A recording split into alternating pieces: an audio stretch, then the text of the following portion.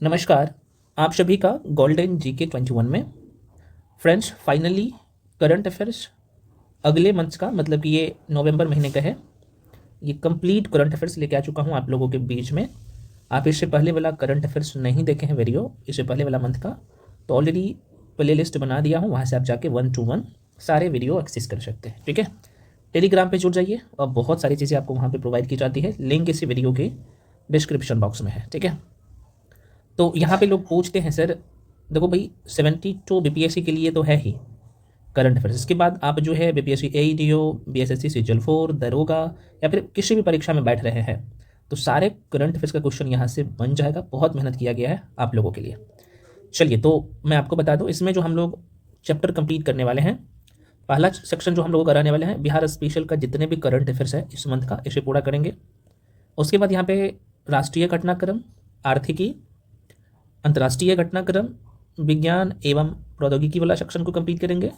उसके बाद पर्यावरण एवं पारिस्थितिकी से संबंधित जितने भी प्रश्न है इस मंथ का, उसे पूरा करेंगे। उसके बाद हम लोग जो है कंप्लीट करने वाले हैं रिपोर्ट एवं सूचकांक। उसके बाद योजना एवं कार्यक्रम। आगे आप देख सकते हो अगला चैप्टर हम लोगों का रहने वाला है चर्चित व्यक्ति। उसके बाद नियुक्ति, निधन, पुरस्कार एवं सम्मान, युद्धाभ्यास, महत्वपूर्ण दिवस, उसके थीम और खेल परिदृश्य को कंप्लीट करेंगे और पूरा हो जाएगा करंट अफेयर्स आप लोगों का इस मंथ का। ठीक है, तो चलिए शुरू करते हैं। अच्छा, बहुत सारे फ्रेंड्स का रहता है कि सर हम सिर्फ करंट अफेयर्स लेना चाहें तो कैसे करना है। देखो भाई, आप पूरे 12 महीने का करंट अफेयर्स आपको मिल जाएगा सिर्फ 599 में, और कंप्लीट आपको इसका वीडियो और कंप्लीट आपको बुकलेट मिल जाएगा, है ना, बुकलेट भी मिल जाएगा। ठीक है, जो लोग लेना चाहते हैं तो आपको करना ये पड़ेगा, ये नंबर आपको दिख रहा होगा 7319924130 पे पेमेंट करके भेजिएगा, और इसी नंबर पे व्हाट्सअप करके भी भेजिएगा, है ना। और पेमेंट का नंबर यही है 7319924130। पेमेंट गूगल पे, फ़ोन पे, पेटीएम किसी भी माध्यम से भेज सकते हैं। उसके बाद आपको बैच में जोड़ दिया जाएगा और वहीं पे सारे करंट अफेयर्स है और सारे है ना मंथ्स का आपको दिख जाएगा। ठीक है, चलिए शुरू करते हैं। अब यहाँ अच्छा, सिर्फ आप इस महीना का लेना चाहते हैं तो आपको इसके लिए 99 रुपीज़ पे करना पड़ेगा। नंबर यही है, जो भी डाउट है तो आप इस नंबर पे कॉल करके इन्फॉर्मेशन भी ले सकते हो। चलिए, तो सबसे पहले हम लोग बिहार स्पेशल का करंट अफेयर्स को कवर करते हैं। पहला क्वेश्चन फ्रेंड्स आपके सामने, छठ महापर्व यूनेस्को अमूर्त सांस्कृतिक विरासत सूची में नामांकन की प्रक्रिया प्रारंभ हो चुकी है। अब देखो यहाँ पे छठ महापर्व आप सबको पता है कि बिहार का कह सकते हो एक हर्ट है ये, है ना। चलिए, तो 18 सितंबर 2025 को भारत सरकार ने छठ महापर्व को यूनेस्को की अमूर्त सांस्कृतिक विरासत की प्रतिनिधि सूची में शामिल कराने की प्रक्रिया प्रारंभ कर दिया। अब भारत की स्थिति को थोड़ा सा देख लीजिए, तो देखो भारत के इससे पहले 15 सांस्कृतिक तत्व पहले से यूनेस्को सूची में ऑलरेडी है, और छठ पर्व को समावेशन के लिए प्रक्रिया शुरू कर दिया गया है। अगला प्रश्न, बिहार में 40,000 करोड़ की बहुउद्देशीय विकास परियोजनाओं का शुभारंभ किया गया। किसके द्वारा किया गया, तो देखो ये बहुत इंपॉर्टेंट है, वेरी वेरी इंपॉर्टेंट, माइंड में रखिएगा।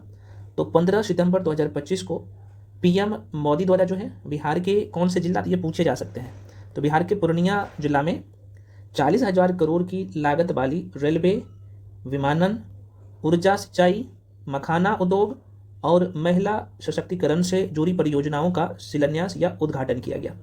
तो भाई ये 40,000 करोड़ का किया गया कहाँ से, तो बिहार के पूर्णिया जिला से। किसके द्वारा, तो पीएम मोदी के द्वारा। महत्वपूर्ण है, माइंड में रखिएगा। मैं बार बार कह रहा हूँ, ये जो बुकलेट है इसका प्रिंट आउट सभी लोग करवा लीजिएगा और आपके पास होना चाहिए। ये करंट अफेयर्स में फुल नंबर लाना है, फुल मार्क्स लाना है, मतलब इसका कोई तोड़ नहीं है, जितना दे रहा हूँ सफिशेंट है। अगला है देखो, मुजफ्फरपुर जिला बिहार का, ये इंस्पायर अवार्ड योजना में देश का देखा जाए तो शीर्ष नवाचार जिला रहा है। किसमें, तो इंस्पायर अवार्ड योजना में बिहार के मुजफ्फरपुर जिला।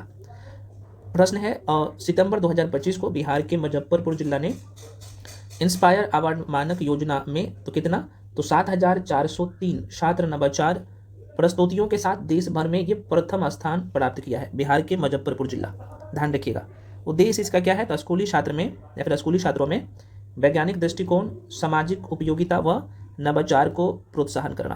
तो ये इंस्पायर अवार्ड योजना में बिहार के मुजफ्फरपुर जिला नंबर 1 पे। आगे बढ़ते हैं, पटना में 1,434 करोड़ की अधोसंरचना परियोजनाओं का शिलान्यास किया गया है पीएम बोल रहा हूँ, सीएम नीतीश के द्वारा। तो ये बेसिक्स है, आगे बढ़ जाते हैं। नेक्स्ट है ग्रामीण महिला उद्यमिता सशक्त बनाने की पहल। इतना इंपॉर्टेंट है कि मत पूछिए, क्योंकि ये पीएम मोदी के द्वारा किया गया है। तो देखो भाई, सितंबर 2025 को प्रधानमंत्री नरेंद्र मोदी ने वीडियो कॉन्फ्रेंसिंग के माध्यम से बिहार राज्य जीविका, बहुत इंपॉर्टेंट है, और अभी इलेक्शन हुआ है, आप सबको पता है, सरकार भी बन गया है, तो इसका बहुत बड़ा भूमिका रहा है, आप सब लोग समझ ही रहे हैं। तो बिहार राज्य जीविका निधि साख सहकारी संघ लिमिटेड का शुभारंभ किया गया, पीएम मोदी के द्वारा किया गया था। तो प्रश्न पूछे जा सकते हैं कि बिहार राज्य जीविका निधि साख सहकारी संघ लिमिटेड का शुभारंभ किसने किया? पीएम मोदी के द्वारा। अब देखो यहाँ पे 105 करोड़ की राशि इस संस्था को बैंक के खाते में जो है ना, और पीएम के द्वारा जहाँ पे आप देखेंगे तो स्थानांतरित किया गया। उद्देश्य क्या था इसका? तो क्वेश्चन बहुत ज़्यादा टफ करेगा, तो यहाँ से क्वेश्चन उठा के डालेगा। तो देखो, जीविका स्वयं सहायता समूह से जुड़ी महिलाओं को सस्ती व समयबद्ध वित्तीय सहायता प्रदान करना, महंगे माइक्रो फाइनेंस ऋण पर जो है निर्भरता को कम करना। अभी आपने गांव में कई सारे वीडियो देखा होगा कि माइक्रो फाइनेंस वाले पहले तो लोन देते हैं, उसके बाद बहुत जबरन तरीके से वसूली करते हैं, है ना। तो इनका मेन उद्देश्य था ग्रामीण महिला उद्यमिता को सशक्त बनाने की पहल जो है, ये आपने देख लिया। आगे बढ़ जाते हैं। अगला प्रश्न है बिहार औद्योगिक निवेश प्रोत्साहन पैकेज 2025, वेरी वेरी इंपॉर्टेंट। और सरकार ने, आपने देखा होगा, कल घोषणा भी किया है इसके लिए, है ना। पहला मंत्रिपरिषद था और उसमें घोषणा भी किया था, 16 एजेंडों पे मुहर लगा है। तो वो ऑलरेडी ना पहले से ये पैकेज तैयार है। नाम क्या है? बिहार औद्योगिक निवेश प्रोत्साहन पैकेज 2025 के नाम से। देखो भाई, ये 26 अगस्त 2025 को बिहार मंत्रिमंडल ने बिहार औद्योगिक निवेश प्रोत्साहन पैकेज 2025 को स्वीकृति दी, जो औद्योगिक विकास व अगले 5 वर्ष में कितना, तो 1 करोड़ रोजगार सृजन का लक्ष्य लेकर आया है। ये देखो मंत्रिपरिषद से पारित हुआ है। तो सरकार किसी का भी आता, तो जो कि ये पारित हो जाता है, तो कहीं ना कहीं ये काम होता है इस पर। देखो बिहार, ये ध्यान रखना, ये है ना, अभी बहुत इंपॉर्टेंट है ये। अगला कुछ वन लाइनर क्वेश्चन भी ले लिया हूँ जो महत्वपूर्ण है। तो बिहार का दूसरा, दोबारा सुनिए फ्रेंड्स, बिहार का दूसरा access control national highway Patna Bhojpur Sasaram expressway कितना, तो 120 किलोमीटर लंबी NHAI द्वारा देश की ना कंपनी को सहयोग से बनवाएगी, आपको पता होना चाहिए। तो ये, अच्छा सॉरी, किस देश की कंपनी के सहयोग से बनाएगी ये पूछ रहा है, तो ओमान हो जाएगा, है ना, ओमान। आगे बढ़ जाते हैं। अगला प्रश्न है 25 सितंबर 2025 को पीएम मोदी ने माही वंशावाड़ा परमाणु ऊर्जा परियोजना, इनकी स्थापित क्षमता कितना है, तो 2800 मेगावाट है। आधारशिला किस राज्य में रखा है भाई, तो ये राजस्थान में रखा है। चलो कोई बात नहीं, यहाँ पे आ गया क्वेश्चन राजस्थान का, कोई दिक्कत नहीं है। दुनिया का सबसे बड़ा अस्पताल अखंड ज्योति हाई हॉस्पिटल की नींव रखी गई है। तो देखो बिहार के सासाराम में, सॉरी बिहार के सारण में, माफी चाहता हूँ, बिहार के सारण जिला में, और जगह का नाम है मस्तिचक, ठीक है ना। अगला प्रश्न है doctor APJ Abdul Kalam science city का उद्घाटन कहाँ किया गया है, तो भाई आप सबको पता है बिहार के पटना में राजेंद्र नगर है ना, जो लोग पटना में रहते हैं बखूबी से जानते हैं वहीं पे। नेक्स्ट है केंद्रीय वस्त्र मंत्रालय ने बिहार के किस गांव को राज्य का पहला शिल्प ग्राम, बहुत इंपॉर्टेंट है ना, क्राफ्ट विलेज शिल्प ग्राम बनने की मंजूरी दी है, तो भैया ध्यान रखना, ये मधुबनी जिला की गांव है जिसका नाम है जितवारपुर गांव, ठीक है ना, मधुबनी जिला में, और यह गांव मिथिला पेंटिंग का गढ़ है, तो इसलिए महत्वपूर्ण हो जाता है, वेरी वेरी इंपॉर्टेंट है, माइंड में रखिएगा। अगला प्रश्न है 17वीं राष्ट्रीय युवा संसद समूह स्तरीय प्रतियोगिता 2025-26 का आयोजन अभी किया गया है, तो कह रहा है कि कहाँ, तो बिहार के पटना में Chanakya national law university Patna में, ठीक है। आगे बढ़ते हैं। किस संस्था ने कृषि निर्यात को बढ़ावा देने के लिए बिहार में अपना पहला कार्यालय खोला है भाई, तो कृषि और प्रसंस्कृत खाद्य उत्पाद निर्यात विकास प्राधिकरण, जिसे शॉर्ट फॉर्म में हम लोग APEDA कहते हैं। प्रधानमंत्री विश्वकर्मा और राष्ट्रीय SC/ST हब मेगा कॉन्क्लेव का आयोजन MSME मंत्रालय द्वारा कहाँ किया गया, तो भाई बिहार राज्य के गया जिला में, है ना। आप सबको पता है कि बोध गया में, अभी इसका नाम क्या रखा गया, गया जिला का नाम गया जी, है ना। तो बोध गया कन्वेंशन सेंटर बिहार में, है ना। बिहार राज्य का पहला जीविका दीदी मार्ट कहाँ खोला गया है, तो भाई ये पटना जिला में गर्दनी बाग है ना, बिहार के पटना में गर्दनी बाग में, है ना। पहला जीविका दीदी हाट नालंदा में, और मार्ट बोला जाए तो पटना का गर्दनी बाग, अगर हाट बोला जाए तब यहाँ पे आंसर टिक करिएगा, ये नालंदा जिला में, ठीक है, तो ये मार्ट है। अगला है पटना उच्च न्यायालय के कितने नंबर का, तो आप देख सकते हैं फ्रेंड्स 46 है ना, 46 नंबर का 46वें मुख्य न्यायाधीश के रूप में किसे नियुक्त किया गया है, तो अभी आपको पता होना चाहिए, इसका नाम है पवन कुमार भीमपा बजनथरी, जो कि पहले दलित मुख्य न्यायाधीश भी बने हैं, वेरी वेरी इंपॉर्टेंट है, माइंड में रखिएगा। अगला प्रश्न है 11 से 13 सितंबर 2025 तक जिलों में समग्र विकास पर राष्ट्रीय सम्मेलन का आयोजन जो है कहाँ किया गया है, तो भाई बिहार के पटना में, ठीक है। सरकार ने किस योजना के तहत 12वीं कक्षा पास विद्यार्थियों को उच्च शिक्षा के लिए दिए जाने वाले 4 लाख रुपए एजुकेशन लोन ब्याज मुक्त मतलब कि 0% ब्याज पर देने का घोषणा किया है। तो भाई देखो ये नाम है इस योजना का, स्टूडेंट क्रेडिट कार्ड है ना योजना। अगला है बिहार की किस महिला शतरंज खिलाड़ी ने वुमन फीडे मास्टर, जिसे हम लोग शॉर्ट फॉर्म में WFM कहते हैं, का खिताब जीतने वाली राज्य की पहली महिला बन गई है। तो देखो ये मुजफ्फरपुर की है, इनका नाम है Mariam Fatima. Very very important है, माइंड में रखिएगा। बिहार की किस महिला शतरंज खिलाड़ी ने वुमन फीडे मास्टर, अच्छा 2 बार रिपीट हो गया, कोई बात नहीं, तो मरियम फातिमा ध्यान रख लीजिएगा। नेक्स्ट है पीएम नरेंद्र मोदी ने जीविका से जुड़े समुदाय के सदस्य को सस्ती ब्याज दरों पर आसानी से धनराशि उपलब्ध कराने के उद्देश्य से किस जीविका बैंक का शुभारंभ किया। इतना महत्वपूर्ण है कि मत पूछिए। इसका नाम है बिहार राज्य जीविका निधि साख सहकारी संघ लिमिटेड। अभी आप कुछ देर पहले देखे थे, वही है। प्रश्न अगला है, हाल ही में विस्तारित मुख्यमंत्री निश्चय स्वयं सहायता भत्ता योजना के तहत स्नातक पास बेरोजगार युवाओं को, जिनका एज 20 से 25 वर्ष है, तो हर महीने कितने रुपया, तो 1,000 रुपये और 2 साल तक देने का ये लक्ष्य रखा है सरकार। अगला प्रश्न है कि बिहार सरकार मुख्यमंत्री महिला रोजगार योजना के तहत महिलाओं को रोजगार शुरू करने के लिए प्रथम किस्त के रूप में कितनी धनराशि प्रदान करती है। तो ये 10,000 रुपये और अभी किया भी गया है ना, आप लोग देख ही रहे हैं। अगला प्रश्न है रॉयल भूटान बौद्धिक मंदिर का उद्घाटन कहाँ किया गया। देखो राजगीर बिहार में है ना। उद्घाटन कर्ता की मैं बात कर लूँ, देखो केंद्रीय अल्पसंख्यक मामला के मंत्री, इसका नाम है किरेन रिजिजू के द्वारा किया गया। चलिए फ्रेंड्स, तो अगला जो सेक्शन हम लोगों का है यहाँ पे राष्ट्रीय घटनाक्रम के, जो कि अभी हम लोग बिहार स्पेशल के जितने भी करंट अफेयर्स था नवंबर 2025 का, वो सबको कर लिए हैं। अब आगे जो है हम लोग यहाँ पे देख सकते हैं राष्ट्रीय घटनाक्रम के जितने भी क्वेश्चन हैं उसे करते हैं। अगला प्रश्न है जनगणना 2027 में 2011 की परिभाषा को बनाए रखने का निर्णय। अब देखो भाई बेसिक बातें हैं। तो भारत के रजिस्ट्रार जनरल ने घोषणा की कि आगामी जनगणना 2027 में 2011 की शहरी परिभाषा को बरकरार रखा जाएगा।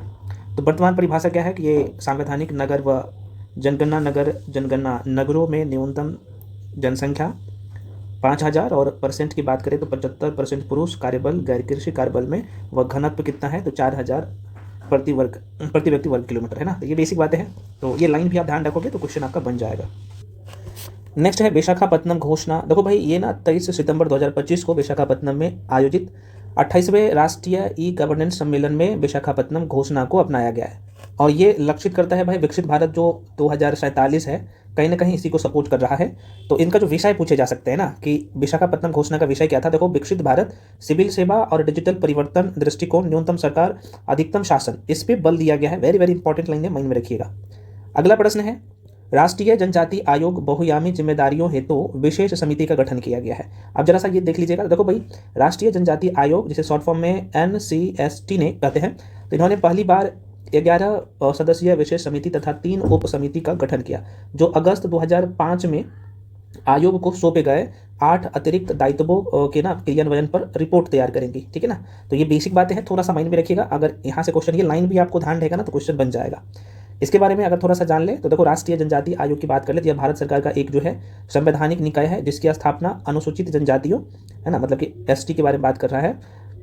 तो अनुसूचित जनजातियों के अधिकारों की रक्षा, कल्याण, सामाजिक आर्थिक विकास की निगरानी हेतु इनका जो है गठन किया गया था।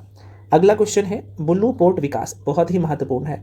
भारत FAO के बीच तकनीकी सहयोग का समझौता किया। देखो भाई भारत के मत्स्य पालन, पशुपालन और डेयरी मंत्रालय ने संयुक्त राष्ट्र खाद्य एवं कृषि संगठन, जिसे शॉर्ट फॉर्म में हम लोग FAO कहते हैं, तो इसके साथ बुल्लू पोर्ट ढांचे, तो प्रश्न पूछे जा सकते हैं, तो इनके साथ बुल्लू पोर्ट ढांचे को सुदृढ़ करने हेतु तकनीकी सहयोग कार्यक्रम का समझौता किया है। तो ये लाइन से ही क्वेश्चन बन सकता है। पायलट बंदरगाह, आप सबको पता है ये चर्चा में था है ना। पायलट बंदरगाह गुजरात हो गया, आपको दीव हो गया, पुदुचेरी हो गया। इसमें देखा जाए तो कितना, तो 359.8 करोड़ की लागत से 3 स्मार्ट क्या तो फिशिंग हार्बर है ना विकसित करेंगे। कहाँ कहाँ, तो ये जगह का नाम भी पूछे जा सकते हैं पायलट बंदरगाह के तहत। तो इस पे भी थोड़ा सा बुल्लू पोर्ट विकास में इनका अहम योगदान है।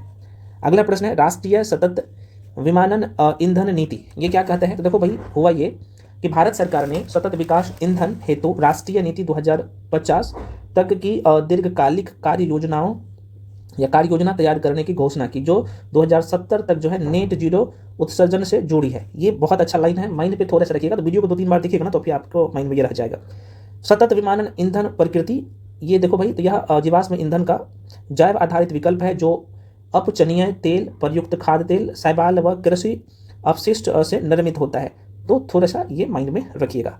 और ये कुछ बेसिक बातें हैं, इनका जो लक्ष्य रखा गया है यहाँ पे, जैसे जो ब्लेडिंग लक्ष्य की मैं बात कर लूँ तो भारत ने 2027 तक 1%, 2028 तक 2%, 2030 तक जो है 5%।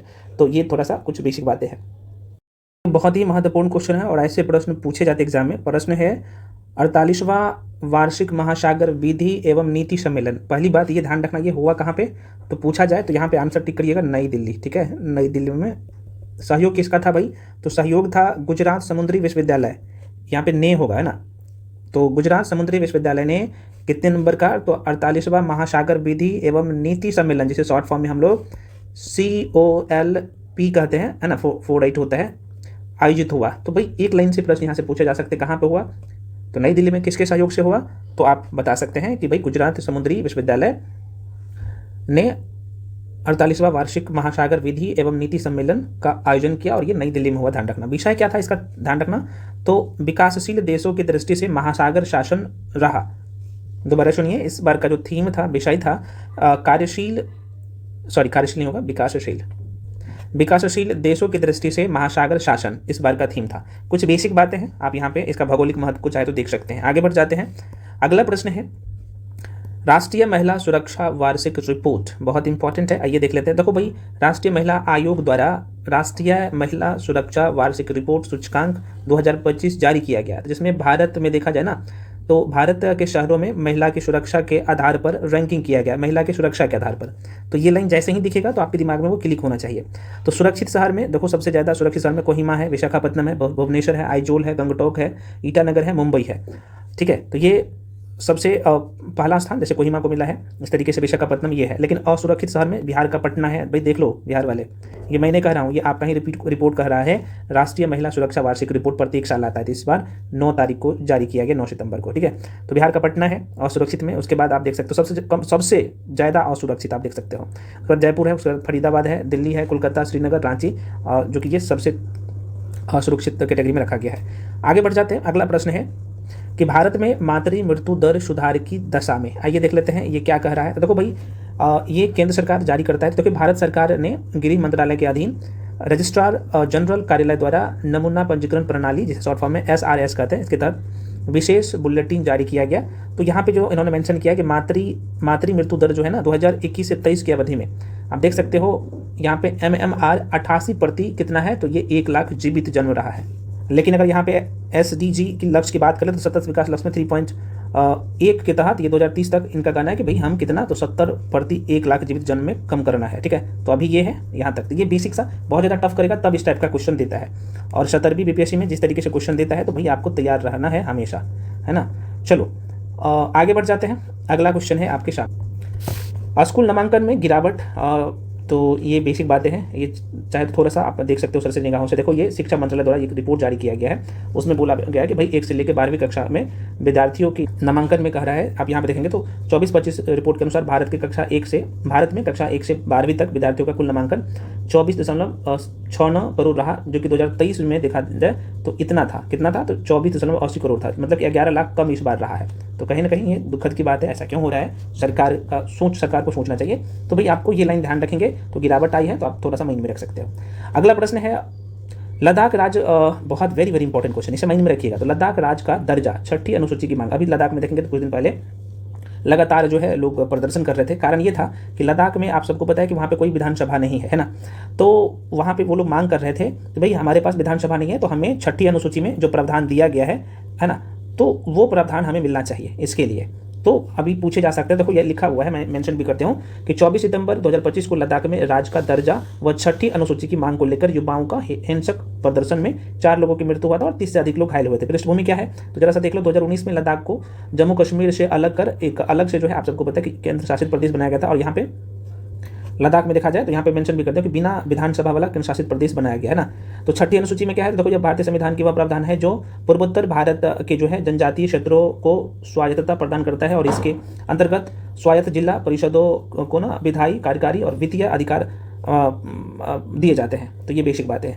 अगला प्रश्न है मानहानि का अपराधीकरण अभिव्यक्ति की स्वतंत्रता बनाम प्रतिष्ठा संरक्षण पर जो है पुनः विचार यहाँ पे किया जाने का इच्छा जताई है। देखो ये भारत सरकार के सर्वोच्च न्यायालय ने मानहानि अपराधीकरण को पुनः जो है विचार करने की आवश्यकता जताई है। ये बेसिक बातें हैं, पॉलिटी से संबंधित है, तो आप देख सकते हैं। इससे संबंधित थोड़ा सा आप आर्टिकल को भी देख सकते हैं, धारा को भी देख सकते हैं, चूंकि भारतीय न्याय संहिता BNS 2030 की धारा 256 के तहत आपराधिक मानहानि में अधिकतम 2 वर्ष की सजा और जुर्माना दोनों का प्रावधान करता है। तो ये थोड़ा सा स्थिति को माइंड में रख लीजिएगा।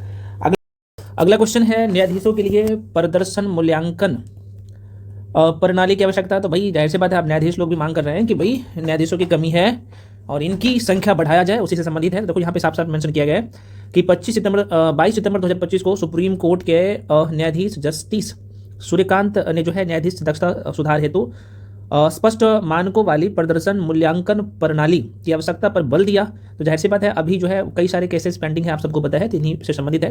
तो थोड़ा सा माइंड में रख लीजिएगा ये मांग कौन किया है और प्रेजेंट टाइम में अभी कौन है, ये थोड़ा सा ध्यान रख लीजिएगा। चलिए आगे बढ़ जाते हैं। अगला प्रश्न है, घरेलू हिंसा अधिनियम 2005 महिला संरक्षण व सशक्तिकरण के 2 दशक। अब देखो ये थोड़ा सा पॉलिटी से संबंधित क्वेश्चन है।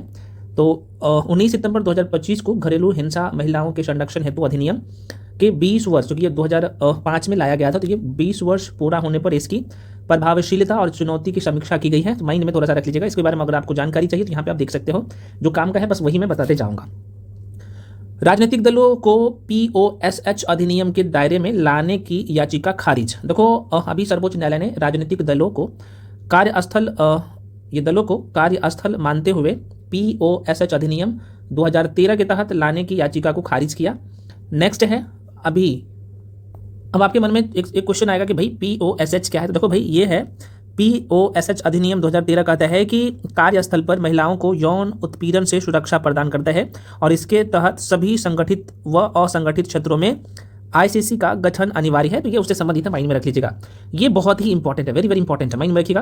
क्योंकि वक्फ संशोधन अधिनियम 2025 को संवैधानिक मान्यता, तो आप सबको पता है कि 15 सितंबर 2025 को सर्वोच्च न्यायालय ने वक्फ संशोधन अधिनियम 2025 को संवैधानिक मान्यता दी और साथ ही कुछ प्रावधानों पर यहाँ पे रोक लगाते हुए संतुलन स्थापित किया। तो ये बेसिक बातें हैं। देखो ये वक्फ संस्था क्या है, तो आप सबको पता है कि इस्लाम धर्म से संबंधित है और इनको संरक्षण देता है। ये बेसिक बातें हैं, मेंशन मैं आप लोगों के लिए कर दिया हूँ, तो आप एक बार वीडियो के थ्रू ही यहाँ पे कवर हो जाएगा, है ना। देखिए अगला क्वेश्चन है, RTI अधिनियम में संशोधन। क्या संशोधन किया गया भाई? तो देखो 12 सितंबर को डिजिटल व्यक्तिगत डेटा संरक्षण अधिनियम 2023 के तहत RTI अधिनियम में संशोधन किया गया है, जिससे सार्वजनिक हित में व्यक्तिगत जानकारी की जो है प्रकटीकरण और परिपूर्ण प्रतिबंध लगाया गया है। तो ये कहीं ना कहीं अच्छा पहल है।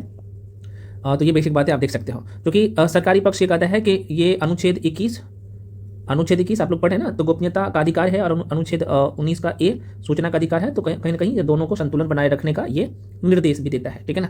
अगला प्रश्न है वेरी वेरी इंपॉर्टेंट, ये तो बिल्कुल आप नहीं स्किप कर सकते हो।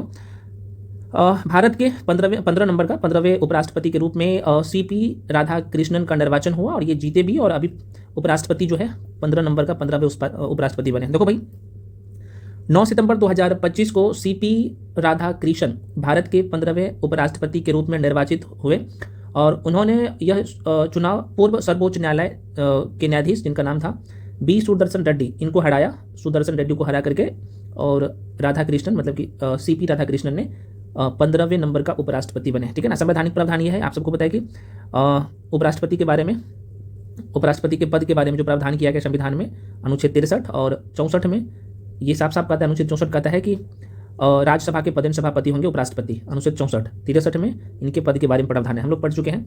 आप चाहे तो राधाकृष्णन के बारे में इन्फॉर्मेशन ले सकते हैं, क्योंकि यह जो है CP राधाकृष्णन जो कि अभी प्रेजेंट टाइम में 15वें उपराष्ट्रपति हैं, तो झारखंड, तेलंगाना, पुदुचेरी, महाराष्ट्र के राज्यपाल के रूप में भी कार्य किए हैं। और ये पेशे से देखा जाए ना, इनके जो पेशे हैं कृषि विशेषज्ञ और उद्योगपति, और तमिलनाडु से तीसरे नेता जिन्होंने उपराष्ट्रपति का पद संभाला, बहुत इंपॉर्टेंट है, वे कोयम्बटूर से 2 बार लोकसभा का सदस्य भी रह चुके हैं, ठीक है ना। तो इसके बारे में जो इन्फॉर्मेशन था पूरा मिल गया। अगला क्वेश्चन है भाई, राज्यपाल की भूमिका और संवैधानिक पुनः पाठ क्या कहता है। तो देखो भाई, भारत के प्रधान न्यायाधीश VR गवई ने राज्यपालों को राज्य सरकारों के मतलब कि सच्चे मार्गदर्शक और दार्शनिक के रूप में कार्य करने की आवश्यकता पर बल दिया। ये बेसिक बात है, और ये अनुच्छेद 200 के तहत राज्यपाल को विधेयक पर सहमति और अस्वीकृति, पुनर्विचार हेतु वापसी या राष्ट्रपति के लिए आरक्षित करने का अधिकार प्रदान करता है। तो ये कहीं ना कहीं पोल साइंस से संबंधित क्वेश्चन है। अनुच्छेद 200 और 201 के बारे में भी मेंशन है। देखो भाई, अनुच्छेद 200 राज्यपाल को विधेयक पर 4 विकल्प देता है: सहमति देना, अस्वीकृति करना, पुनर्विचार हेतु लौटाना और राष्ट्रपति के लिए आरक्षित न करना। तो ये है यदि विधेयक पुनः पारित होता है तो राज्यपाल को सहमति देनी होती है ना। तो ये है। अगला क्वेश्चन है आप लोगों का, आधार को विशेष पुनरीक्षण प्रक्रिया में वैध पहचान दस्तावेज मानने का निर्देश दिया है। और ये हम नहीं, आपने, ये सुप्रीम कोर्ट ने दिया है। क्योंकि अभी आपने देखा होगा कि एसआईआर चल रहा था बिहार में, उसमें कई सारे चीज़ें आया था, तो आधार को बोला कि ये वैध है और इन्हें मानना पड़ेगा। देखो 8 सितंबर 2025 को सुप्रीम कोर्ट ने बिहार में चल रही विशेष गहन पुनरीक्षण स्पेशल, अच्छा कई बार आपसे हो सकता है कि एसआईआर का फुल फॉर्म पूछ लिया जाए, क्योंकि अभी ये चर्चा में था। तो विशेष गहन पुनरीक्षण जैसे स्पेशल इंटेंसिव रिवीजन बोल सकते हो, शॉर्ट फॉर्म में एसआईआर प्रक्रिया के लिए आधार को वैध दस्तावेज के रूप में स्वीकार करने का जो है निर्वाचन आयोग ने मतलब निर्वाचन आयोग को निर्देश दिया। किसने? तो सुप्रीम कोर्ट ने। ठीक है, तो चूंकि ये चर्चा में था तो आप सबको पता होना चाहिए। देखो यह प्रक्रिया जनप्रतिनिधित्व अधिनियम 1950 की धारा 21 के तहत की जा रही है। तो ये सुप्रीम कोर्ट ने आज नहीं बनाया, ये पहले से प्रावधान है। अगला क्वेश्चन है, सोशल मीडिया नियमन हेतु दिशा निर्देश क्या दिया है? तो सुप्रीम कोर्ट ने केंद्र सरकार को सोशल मीडिया के जो है नियमन हेतु दिशा निर्देश तैयार करने का निर्देश दिया, जो national broadcast and digital association से परामर्श के साथ बनाए जाएंगे। बेसिक बातें हैं और आप सबको पता है कि आर्टिकल 19 क्लॉज 2 के तहत ये सारी चीज़ें हैं। अगला है, ये भी पॉलिटिक्स से संबंधित है, करंट अफेयर्स। तो देखो भाई 1 सितंबर 2025 को भारत सरकार ने, ये चूंकि यहाँ पे आपको दिख ही रहा होगा, आव्रजन एवं विदेशी अधिनियम 2025 है ना।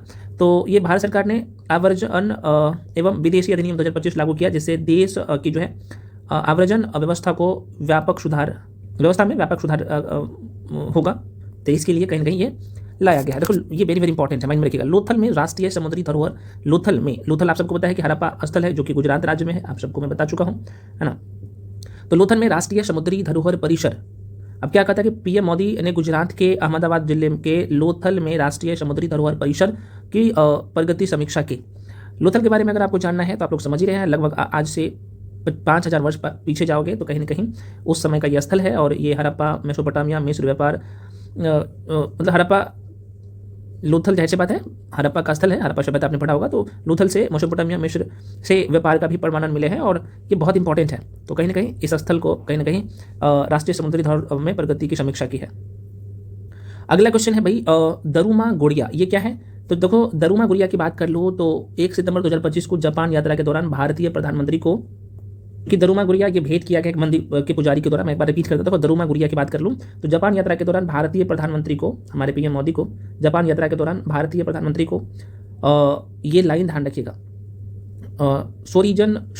सोरिनजन दुरुमाजी मंदिर के मुख्य पुजारी द्वारा एक जो है दरुमा गुड़िया भेंट किया गया।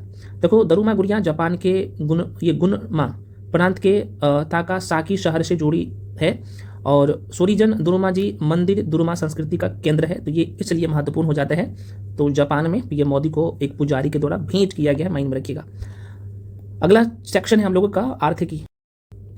आर्थिकी और आपको मैं बता दूं आर्थिकी से 71st बीपीएससी में बहुत ज़्यादा लगभग 10+ क्वेश्चन इस सेक्शन से पूछ लिया गया था। तो इसलिए महत्वपूर्ण हो जाता है, कोई भी सेक्शन आप स्किप नहीं कर सकते हैं। तो फ्रेंड्स पहला क्वेश्चन है इसका, भारत में लिबरलाइज्ड रेमिटेंस स्कीम के तहत बाह्य प्रेषण में 11% का गिरावट। तो डायरेक्टली ये लाइन देके प्रश्न पूछे जा सकते हैं कि अभी हाल ही में भारत के जो है लिबरलाइज्ड रेमिटेंस स्कीम में कितने परसेंट का गिरावट हुआ है? तो 11% का। देखो भाई ये आंकड़ा जो जारी किया गया है जुलाई 2025 में भारतीय निवासियों द्वारा लिबरलाइज्ड रेमिटेंस स्कीम, जिसे शॉर्ट फॉर्म में LRS कहते हैं, इसके तहत बाह्य प्रेषण में दर वर्ष 11% की गिरावट दर्ज की गई है, जो कि ये राशि भी मेंशन है, जो कि डॉलर में है 245.29 डॉलर करोड़, जबकि पिछले वर्ष इसी अवधि में यह जो है कितना था? तो कह सकते हो 275.40 डॉलर करोड़ था। ठीक है ना। तो कहीं ना कहीं यहाँ पे 11% की गिरावट देखने को मिला है। भारत का प्रदर्शन की बात कर ले तो 2011 में यहाँ पे इतना था, जो कि बढ़कर जो है 23-24 में 118.7 अरब डॉलर हो गया था। 2008 में यहाँ पे देख सकते हो। ये कुछ बेसिक बातें हैं। चलो अब जो आपकी काम का चीज़ है, अगले क्वेश्चन पे बढ़ जाते हैं। क्वेश्चन है परंपरागत चिकित्सा की बढ़ती प्रासंगिकता। तो देखो WHO ने बताया कि उसके 194 सदस्य देशों में 170, इतना में से 170 मतलब कि 88% में परंपरागत चिकित्सा का अभ्यास होता है। और वैश्विक बाजार 2025 तक तो 583 है, ये $583 अरब तक पहुंचने का अनुमान है। बेसिक बात है। राज्य सरकारों पर सार्वजनिक ऋण में 3 गुना वृद्धि और CAG रिपोर्ट 2025 कहता है, ये देख लेते हैं भाई। तो देखो CAG का आपको पता है कि नियंत्रण एवं महालेखा परीक्षक की पहली डिकेडल रिपोर्ट में बताया कि 2013-14 में कितना था, तो 17.57 लाख करोड़ का कुल सार्वजनिक ऋण 2022-23 में बढ़कर कितना हो गया, तो 59.60 है ना, 59.60 लाख करोड़ हो गया, जो कि कितना, तो 3.39 गुना में वृद्धि हुआ है। ये बेसिक बात है। अब देखो राज्यवार ऋण अनुपात देखा जाए तो पंजाब इतना है, नागालैंड है, तो भाई पंजाब, उसके बाद नागालैंड, उसके बाद पश्चिम बंगाल, उसके बाद यहाँ पे उड़ीसा, ये है, तो जो कि अब देखो यहाँ पे सार्वजनिक ऋण क्या होता है जरा सा समझ लीजिएगा। तो यह सरकार द्वारा लिए गए आंतरिक व बाह्य ऋणों का जो है समुच्चय होता है, जिसमें बाजार का बॉन्ड, RBI से वेज एंड मीन्स एडवांस, वाणिज्यिक बैंक, वित्तीय संस्थाएं व केंद्र सरकार से सहायता शामिल होती है। इसमें सरकार से सहायता शामिल होता है। सार्वजनिक ऋण आप सबको पता ही है, इकोनॉमिक्स में पढ़ा है। भारत की विनिर्माण गति में सशक्त वृद्धि। अब देखो ये कह रहा है एक लाइन, तो आप इसे एक बार देख सकते हो। तो जारी औद्योगिक उत्पादन सूचकांक, जिसे शॉर्ट फॉर्म में IIP कहते हैं, के अनुसार जुलाई 2025 में कुल वृद्धि कितना है, तो 3.5 और विनिर्माण क्षेत्र में 5.4% जो है वार्षिक वृद्धि दर्ज किया गया। तो ये लाइन से प्रश्न आपने देखा होगा 71 BPSC में प्रश्न पूछ लिया गया था, थोड़ा सा माइंड में रख लीजिएगा। भारत में स्वास्थ्य पर व्यक्तिगत व्यय में गिरावट। देखो स्वास्थ्य में व्यक्तिगत व्यय में गिरावट। देखो जारी राष्ट्रीय स्वास्थ्य लेखा आंकड़ों के अनुसार भारत का कुल स्वास्थ्य व्यय मतलब जो खर्च है उसमें व्यक्तिगत का हिस्सा देखा जाए 2013-14 में 64% से घटकर जो है ये 21-22 में 39% रह गया है। तो आप देख सकते हो। तो व्यक्तिगत स्वास्थ्य व्यय क्या है, तो वह राशि होती है जो व्यक्तिगत स्वास्थ्य सेवा हेतु सीधे भुगतान करता है, जिसमें डॉक्टर परामर्श, दवा, जांच, अस्पताल में भर्ती, परिवहन व समकाल में भर्ती, परिवहन व अनौपचारिक देखभाल शामिल होता है। तो ये बेसिक बात है। नेक्स्ट है भारत का व्यापार घाटा घटकर जो है 9.9 अरब ये डॉलर है, इतना अरब जो है हुआ। अब ये क्या कहता है, तो वाणिज्यिक एवं उद्योग मंत्रालय के अनुसार भारत का व्यापार घाटा अगस्त 2024 के देखा जाए तो 21.7 अरब डॉलर से घटकर अब 2025 में सिर्फ 9.9 अरब डॉलर हो गया है, जो कि 54% की गिरावट है। व्यापार घाटा क्या होता है जरा सा देख लो। तो जब कोई देश आयातित वस्तुओं व सेवाओं पर निर्यात से अधिक व्यय करता है, खर्च करता है, तो उसे व्यापार घाटा कहा जाता है और यह घरेलू मुद्रा को कमजोर करता है व विदेशी मुद्रा भंडार पर दबाव डालता है। समझ रहे हो ना भाई, तो ये थोड़ा सा देख लीजिएगा। कुल बेरोजगारी दर में गिरावट वेरी वेरी इंपॉर्टेंट है। अब यहीं से पूछ लिया गया था, आपको पता होगा। तो भाई कितने परसेंट का, तो जरा से देख लो 5.1%। देखो कह रहा है कि सांख्यिकी मंत्रालय द्वारा जारी पीरियडिक लेबर फोर्स सर्वे, जिसे शॉर्ट फॉर्म में PLFS कहते हैं, इसके अनुसार अगस्त में जो है भारत की कुल बेरोजगारी दर 5.1% रही है, जो कि 5 माह की न्यूनतम दर है। ठीक है ना, यहाँ पे देख लीजिएगा। जिसमें महिला बेरोजगारी दर जो है यहाँ पे आप देख सकते हो, कह रहा है कि जो 15 से 29 वर्ष की आयु में ग्रामीण महिलाओं की बेरोजगारी दर 14.3% और शहरी महिला की ये 25.7% रही है। पुरुष बेरोजगारी दर में गिरावट जो है ये कह रहा है कि यहाँ पे इसी सेम एज का 15 से 29 में ग्रामीण पुरुष का 12.6 और पुरुष दर में गिरावट जो है 15.6 रही है, जो कि 5 माह का न्यूनतम स्तर है। युवा बेरोजगारी दर यहाँ पे आप देख सकते हो, ये पूछे जा सकते हैं स्टेटमेंट देके, बहुत ज़्यादा टफ करेगा क्वेश्चन को। तो ये डेटा आपको थोड़ा सा, हम कहते हैं ना कि करंट अफेयर से जोड़ के पूछता है, तो यही क्वेश्चन सब आता है पेपर में, इसलिए थोड़ा सा माइंड में रखिएगा। इसलिए मैं ये जो बुकलेट दिया हूँ उसे प्रिंट आउट करवा के 2-4 बार अपने आँख से गुजारेंगे तो ये सेट हो जाएगा, रखने की जरूरत ही नहीं पड़ेगा। अगला क्वेश्चन है भारत में नीली क्रांति के जो है 5 वर्षों की उपलब्धि, बहुत इंपॉर्टेंट है, ध्यान रखिएगा। तो भाई 11 सितंबर की बात है, PM मोदी मत्स्य संपदा योजना के 5 वर्ष पूर्ण होने पर इसकी उपलब्धियों की समीक्षा किया गया है ना, तो चूंकि इनकी 5 वर्ष हो गया है। देखो भाई आपको मैं बता दूं 2015 में नीली क्रांति प्रारंभ हुई थी और 2020 में PMMSY योजना, मतलब कि नीली क्रांति, ये है नीली क्रांति, सॉरी ये योजना, इस योजना का प्रधानमंत्री मत्स्य संपदा योजना ये 2020 में शुरू किया गया था, जिनका 5 वर्ष हुआ है। तो ये कह रहा है कि भाई देखो ये केंद्रीय बजट 19-20 में केंद्रीय बजट में घोषित किया गया था। उत्पादन की जो उपलब्धि यहाँ पे जो है इन्होंने बताया कि 24-25 में भारत ने 195 लाख टन मछली उत्पादन किया, जो 2019-20 में 141.64 लाख टन उल्लेखनीय वृद्धि है ना, ये आप देख सकते हो। नीली क्रांति की बात कर ले तो यह भारत सरकार की जो एक प्रमुख पहल है जिसका उद्देश्य है कि मत्स्य क्षेत्र में उत्पादन और मूल्य श्रृंखला, तकनीकी बुनियादी ढांचे को सुदृढ़ करना। तो मत्स्य को भाई कहीं ना कहीं बढ़ावा देना, मत्स्य उत्पादन पे इस पे ये बल देता है। देखो भारत की वैश्विक स्थिति की बात कर ले मत्स्य उत्पादन में, तो ये भी थोड़ा सा ध्यान रखना। तो भारत विश्व का दूसरे सबसे बड़ा मछली उत्पादक देश है, जो कि वैश्विक उत्पादन का लगभग 8% योगदान देता है। समझ रहे हो ना भाई। तो आगे बढ़ जाते हैं, ये वेरी वेरी इंपॉर्टेंट है। 2047 तक शीर्ष 5 जहाज निर्माण राष्ट्रों में जो है स्थान भारत का लक्ष्य है, ठीक है ना। तो भारत सरकार ने वैश्विक जहाज निर्माण बाजार में वर्तमान देखा जाए तो 0.06% हिस्सेदारी को 2047 तक ये देखा जाए तो कितना, तो 5 देशों में, जो शीर्ष 5 देशों में पहुंचने का लक्ष्य रखा है 2047 तक। ये पूछे जा सकते हैं कि भाई जहाज निर्माण में देखा जाए तो भारत विश्व के देशों में अगर 5वां स्थान उसको ग्रहण करना है भारत को, कब तक अपना लक्ष्य रखा है 2047 तक, है ना, ध्यान रखिएगा। तो ये कुछ है इंपॉर्टेंट लाइन। तो इसमें भी कह रहा है कि भारत का समुद्री क्षेत्र मतलब कि जीडीपी में 4% का योगदान देता है, वैश्विक टन भार में 1% हिस्सेदारी है और भारत 16वें स्थान पर है, जिसे 2030 तक जो है शीर्ष 10 में और 2047 तक 2005 में लाना है। अगला क्वेश्चन है भारत में मिनरल ट्रेडिंग एक्सचेंज। देखो कोयला व खान मंत्री जो कि आप सबको पता है जी किशन रेड्डी है, इन्होंने घोषणा किया कि भारत जल्द ही घरेलू खनिज उद्योग हेतु मिनरल ट्रेडिंग एक्सचेंज स्थापित करेगा। कोयला उत्पादन का लक्ष्य जो है 2024-25 में तो 1047 कितना, तो 67, ये 67 है मिलियन टन का लक्ष्य रखा है भाई। और 2030 तक आप देख सकते हो कि 1.5 बिलियन टन लक्ष्य विद्युत क्षेत्र में कोयले की हिस्सेदारी है। 2030 तक ये 55% और 2047 तक ये 27% पे लाना है। अगला क्वेश्चन है मेरे भाई सेमीकॉन इंडिया 2025। देखो दिल्ली में आयोजित सेमीकॉन इंडिया कार्यक्रम भारत के सेमीकंडक्टर क्षेत्र में उभरते प्रभाव को दर्शाता है, जिसमें 48 देश के जो है 350 से अधिक जो है प्रदर्शकों और प्रतिभागियों ने भाग लिया। तो ये थोड़ा सा माइंड में रख सकते हो, इसका आयोजन नई दिल्ली में किया गया, तो इसलिए महत्वपूर्ण हो जाता है। आयोजन का उद्देश्य क्या है कि भारत को वैश्विक सेमीकंडक्टर मैन्युफैक्चरिंग हब के रूप में स्थापित करने के लिए नवाचार, निवेश और कौशल विकास को प्रोत्साहित करना। अगला प्रश्न है जीएसटी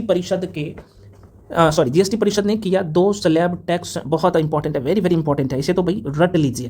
जो कि जीएसटी परिषद ने किया 2 स्लैब टैक्स संरचना का अनुमोदन 22 सितंबर से लागू हो भी गया। अब देखो 3 सितंबर को जीएसटी परिषद ने भारत के अप्रत्यक्ष कर ढांचे को संशोधित करते हुए नई दो दर कौन कौन सा 5% और 18% टैक्स प्रणाली और कुछ विशेष वस्तु के लिए 40% विशेष कर का अनुमोदन किया। तो 40% किस पे लगेगा और 5% और 18% में क्या अनुमोदन हुआ, आइए देखते हैं, ठीक है।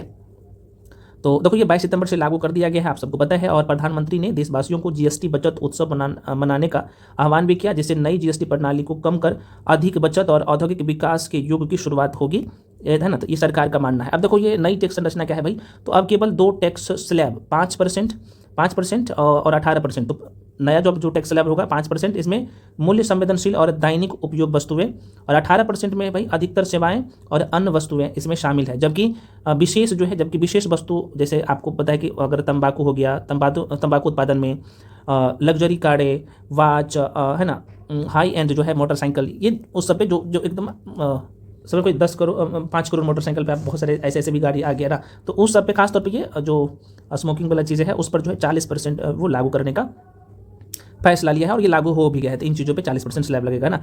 ये 5% 18% भाई किस पे लगेगा जरा सा देख लो, है ना। तो देखो ये 0% टैक्स स्लैब में क्या क्या है, देखो व्यक्तिगत जीवन बीमा हो गया, स्वास्थ्य बीमा हो गया, है ना, UAHT जो ना दूध, वैसे सीधे तौर पे बोल सकते हो कि भाई स्वास्थ्य बीमा हो गया, जीवन बीमा हो गया, दूध हो गया, पनीर हो गया, रोटी हो गया, चपाती हो गया, पराठा हो गया, जीवन रक्षक जो दवाई है ना वो हो गया, इसमें कोई जीएसटी नहीं लगेगा, है ना, वो एकदम 0% स्लैब में आएगा। दर में जो कमी किया गया है देखो भाई, तो हेयर ऑयल, शैम्पू, साबुन, टूथपेस्ट, साइकिल, टेबल, किचन से संबंधित जो भी ऐसे सामान है तो वो 18% था, तो ये 12% से कम, 18 या 12% था, तो इससे कम होकर 5% स्लैब में लाया गया। सीमेंट दर 28% था, वो घटाकर 18%, सीमेंट पे 28% था, उस पर 18% लाया गया। चश्मे जो 28% था उस पर 5% लाया गया, है ना। तो 18% और 5% स्लैब आपने देख लिया किस किस पे लागू हो गया है 2 सितंबर से ही, 2 सितंबर नहीं भाई, नया टैक्स स्लैब जो लागू हुआ है 22 सितंबर से, ठीक है ना। चलो अगला क्वेश्चन है भारत यूरोपीय संघ मुक्त व्यापार समझौता। देखो भारत यूरोपीय ने, एक मिनट रुक जाओ भाई, हाँ ठीक है। क्वेश्चन है भारत यूरोपीय संघ मुक्त व्यापार समझौता, जिसे हम लोग FTA कहते हैं, तो भारत और जर्मनी ने द्विपक्षीय व्यापार को दुगना करने और भारत यूरोपीय संघ मुक्त व्यापार समझौता को जो है ना वर्षात तक जो है पूर्ण करने हेतु प्रयास तेज करने का जो है यहाँ पे संकल्प लिया। तो ये बेसिक बातें हैं। तो ये भारत यूरोपीय संघ मुक्त व्यापार समझौता जो किया है किन दो देशों के बीच हुआ, तो ये पूछे जा सकते हैं। तो भारत और जर्मनी के बीच में हुआ। ठीक है। अगला सेक्शन है फ्रेंड्स हम लोगों का वेरी वेरी इंपॉर्टेंट जो सेक्शन है अंतर्राष्ट्रीय घटनाक्रम। अगला सेक्शन है फ्रेंड्स, मैं पुनः रिपीट कर रहा हूँ, अंतर्राष्ट्रीय घटनाक्रम महत्वपूर्ण है, प्रश्न यहाँ से पूछे जाते हैं। तो पहला क्वेश्चन है फ्रांस द्वारा फिलिस्तीन को राज्य के रूप में मान्यता, जो कि फ्रांस भी बोला कि फिलिस्तीन एक राज्य के रूप में उन्हें मान्यता मिला और इनके लिए सपोर्ट करना चाहिए ना। इनके लिए टोटल 4 तत्व होता है। कोई भी देश राज्य के रूप में जब स्थापित होता है तो वो 4 तत्व कौन कौन से आगे हम लोग चर्चा कर लेंगे। तो ये फ्रांस इनको सपोर्ट किया। तो प्रश्न यहाँ से क्या क्या बन सकते हैं ये देख लेते हैं। देखो ये 25 सितंबर 2025 को फ्रांस ने संयुक्त राष्ट्र में फिलिस्तीन को स्वतंत्र राज्य के रूप में मान्यता दी। अब देखो मान्यता देने वाले देश पूछे जा सकते हैं, तो कौन कौन से हैं। तो यूके, कनाडा, ऑस्ट्रेलिया, पुर्तगाल, ये हाल ही में ये सपोर्ट किया। लेकिन जो अमेरिका है वो सपोर्ट नहीं किया, समर्थन नहीं किया एक राज्य के रूप में फिलिस्तीन को। ये भी ध्यान रखना। देखो भाई कोई भी देश उन्हें राज्य के रूप में जो दर्जा मिलता है इसके लिए 4 तत्व है। एक तो जाहिर सी बात है वहाँ की टोटल जनसंख्या, जाहिर सी बात है जनसंख्या तो सभी देश में होता है। दूसरी चीज़ है वहाँ पे सरकार होनी चाहिए, ये भी प्रत्येक देश में रहता है ना। अब एक बात ये है कि भाई वो देश स्वतंत्र होना चाहिए बाह्य और आंतरिक जो है ना निर्णय लेने में, और वहाँ वो तो तीसरा हो गया। चौथा उस देश का भूमि होना चाहिए। तो जाहिर सी बात है ये चारों तत्व है, तब वहाँ पे राज्य का दर्जा दिया जा सकता है। फिलिस्तीन में ये सब चारों चीज़ें हैं। तो ये सारी चीज़ें आप सबको पता है कि मोंटेवीडियो कन्वेंशन 1933 के तहत ऐसा बोला गया कि ये 4 तत्व है तो उस देश को राज्य के रूप में मान्यता दिया जा सकता है। ठीक है। तो ये क्वेश्चन पूछा जाए तो माइंड में थोड़ा सा रखिएगा। अगला क्वेश्चन है भारत अमेरिका व्यापार संबंध सुधार, जो कि भारत की तरफ से एस जयशंकर और अमेरिका की तरफ से अमेरिका के जो यहाँ पे विदेश मंत्री है इसका नाम है क्या नाम है भाई, तो मार्को रूबियो, दोनों के बीच में द्विपक्षीय जो है व्यापार समझौता हुआ है। तो ये पूछे जा सकते हैं कि भाई भारत की तरफ से कौन था, इनके अमेरिका की तरफ से कौन था। तो ये थोड़ा सा माइंड में रखिएगा। और देखो ये मैं पुनः कराऊँ, ये जो PDF दूंगा इसे मल्टीपल टाइम डिवीजन कर लीजिएगा। ठीक है ना। चलिए आगे बढ़ जाते हैं। अगला प्रश्न है अंतर्राष्ट्रीय आपराधिक न्यायालय से जो है पश्चिमी अफ्रीकी के 3 देशों का जो है बहिर्गमन हुआ। ठीक है ना। तो देखो ये आप देख सकते हो ये 3 देश कौन कौन, ये भी थोड़ा सा ध्यान रख लीजिएगा। तो बर्किना फासो, माली, नाइजर ने अंतर्राष्ट्रीय आपराधिक न्यायालय से जो है तत्काल बहिर्गमन की घोषणा की और इसे नव औपनिवेशिक दमन का जो है उपकरण बताया। तो ये कौन कौन सा देश है थोड़ा सा ध्यान रखना। क्या नाम है, बुर्किना फासो, माली और नाइजर। ठीक है। तो माइंड में थोड़ा सा रखिएगा। आगे बढ़ जाते हैं। भारत मोरक्को रक्षा सहयोग अफ्रीका में रणनीतिक साझेदारी विस्तार, ये है क्या भाई जरा सा देख लो। तो ये राबात जो कि मोरक्को में भारत के रक्षा मंत्री राजनाथ सिंह और मोरक्को के रक्षा मंत्री जिसका नाम है अब्देल लतीफ, इसका नाम है अब्देल लतीफ लाउदी ने रक्षा सहयोग पर समझौता ज्ञापन पर हस्ताक्षर किया। तो ये दोनों देश के बीच में, भारत और मोरक्को के बीच में पूछा जाए तो भारत की तरफ से ध्यान रखना रक्षा मंत्री राजनाथ सिंह और मोरक्को के रक्षा मंत्री इसका नाम है अब्देल लतीफ, दोनों के बीच में ये समझौता ज्ञापन पर हस्ताक्षर हुआ है। ठीक है। अब इसके बारे में और जानना है तो यहाँ पे पढ़ लीजिएगा, मैं थोड़ा सा 2-3 लाइन और एक्स्ट्रा लिख दिया हूँ। ब्रिटेन, ऑस्ट्रेलिया और कनाडा ने फिलिस्तीन को स्वतंत्र राज्य की मान्यता दी। अभी आपने देखा। तो राज्य के दर्जा के रूप में क्या तत्व होना चाहिए वो भी मैं आपको बता दिया हूँ। ठीक है। आगे बढ़ जाते हैं। अगला है कि भाई H-1B वीजा शुल्क में बदलाव, नए आवेदकों पर जो है कितना, तो कह रहे कि $1 लाख की एक मुफ्त व्यवस्था, ये अमेरिका ने किया है टैरिफ में, आप सबको पता है। तो इसके कंडीशन भी मैं बता दिया हूँ। तो ये थोड़ा सा आप देख लीजिएगा सरसरी निगाह से, जो बता रहा बस वही इंपॉर्टेंट है। अगला क्वेश्चन है यूनिवर्सल पोस्टल यूनियन की प्रशासनिक परिषदों में भारत का पुनः जो है निर्वाचन। देखो भाई दुबई संयुक्त राज्य अमीरात में आयोजित कितना, तो 28वें UPU कांग्रेस में भारत को यूनिवर्सल पोस्टल यूनियन, जिसे शॉर्ट फॉर्म में UPU कहते हैं, कि काउंसिल ऑफ एडमिनिस्ट्रेशन व पोस्टल ऑपरेशंस काउंसिल, जिसे शॉर्ट फॉर्म में POC कहते हैं, में पुनः निर्वाचित किया गया। तो ये बहुत इंपॉर्टेंट लाइन है थोड़ा सा, कहाँ पे, तो ये थोड़ा सा ध्यान रखिएगा। देखिए वर्तमान में सदस्य देश इसमें 192 है और भारत जो है इनके सदस्य 1876 से ही आपको पता है कि इसका सदस्य देश है। इसका मुख्यालय अगर मैं बात कर लूँ तो बर्न जो कि स्विट्जरलैंड में है, और ये थोड़ा सा ध्यान रख लीजिएगा ना। इसके बारे में और कुछ इन्फॉर्मेशन चाहिए कि ये क्या है भाई, ये जो आप देख पा रहे हो UPU यूनिवर्सल पोस्टल यूनियन क्या है, तो यहाँ पे आप देख सकते हो यह संयुक्त राष्ट्र की एक विशिष्ट एजेंसी है और 9 अक्टूबर 1874 को 22 देशों द्वारा बर्न संधि पर हस्ताक्षर कर जनरल पोस्टल यूनियन की स्थापना की गई। बाद में इसका नाम UPU रखा गया। तो ये पूछा जाए तो माइंड में रखिएगा है ना, और ये चीज़ें सिर्फ गोल्डन जीके पे मिलेगा और कहीं नहीं मिलेगा। अगला प्रश्न है संयुक्त राष्ट्र, क्योंकि ये तो सब करवा देते हैं कि सैन्य अभ्यास कहाँ पे हुआ है, ये कहाँ पे हुआ है, उससे एग्जाम थोड़ी निकलेगा। चलो ये आसान क्वेश्चन है, हर एक जगह मिल जाएगा, लेकिन जो इंपॉर्टेंट है वो हर जगह नहीं मिलेगा। संयुक्त राष्ट्र जेंडर स्नैपशॉट 2025 जो है ये रिपोर्ट आया है। तो देखो यूएन वुमेन व यूएन देशा द्वारा जो है जारी जेंडर स्नैपशॉट 2025 रिपोर्ट के अनुसार यदि तत्काल कार्रवाई नहीं की गई तो 2030 तक जो है कितना, तो 351 मिलियन महिलाएं, ये 351 है मिलियन महिलाएं बालिकाएं अत्यधिक गरीबी में रह सकती हैं। तो ये रिपोर्ट कौन जारी करता है, तो ये थोड़ा सा इसके अनुसार देख लीजिए। अगला प्रश्न है सऊदी अरब पाकिस्तान रक्षा समझौता, बहुत इंपॉर्टेंट है। सऊदी अरब पाकिस्तान रक्षा समझौता। देखो पाकिस्तान ने सऊदी अरब के साथ स्ट्रेटेजिक म्यूचुअल डिफेंस एग्रीमेंट पर हस्ताक्षर किए, जिसके तहत किसी देश पर जो है आक्रमण को जो है दोनों पर आक्रमण जो है माना जाएगा। तो देखो ये सऊदी अरब के साथ ऐसा किया कि भाई अगर तुम्हारे साथ कोई आक्रमण करता है तो मैं समझूंगा कि आप पे कर रहा है, अगर आप पे कोई करेगा, आपके ऊपर कोई करेगा तो मैं समझूंगा कि भाई मेरे ऊपर कोई कर रहा है। तो ये दोनों के बीच में, लेकिन इंडिया भी पूरी तरीके से नजर गरा के देख रहा था, है ना। तो यहाँ पे इनका उद्देश्य क्या है ये थोड़ा सा देख लीजिएगा, उतना इंपॉर्टेंट नहीं है। हाँ लेकिन ये लाइन पूछे जा सकते पाकिस्तान किनके साथ जो है रक्षा समझौता किया, तो ये सऊदी अरब के साथ किया है। ठीक है, आगे बढ़ जाते हैं। अगला प्रश्न है संयुक्त राष्ट्र में भारत द्वारा फिलिस्तीन की जो है राज्य मान्यता पक्ष में मतदान, जो कि भारत ने फिलिस्तीन को सपोर्ट किया, अभी मैंने आपको पहले ही बोला हूं, तो ये थोड़ा सा देख लीजिएगा, जो कि बता ही दिया हूं। भारत की भूमिका आप सबको पता है, ये सब। नेक्स्ट है फ्रांस के नए प्रधानमंत्री जिसका नाम है सेबास्टियन लेकोनू ने जो है पदभार संभाला है। क्या नाम है फ्रांस के नए प्रधानमंत्री, जो कि आपने अभी देखा, तो फ्रांस के नए प्रधानमंत्री जिसका नाम है सेबास्टियन लेकोनू ने अपना पदभार संभाला है। तो फ्रांस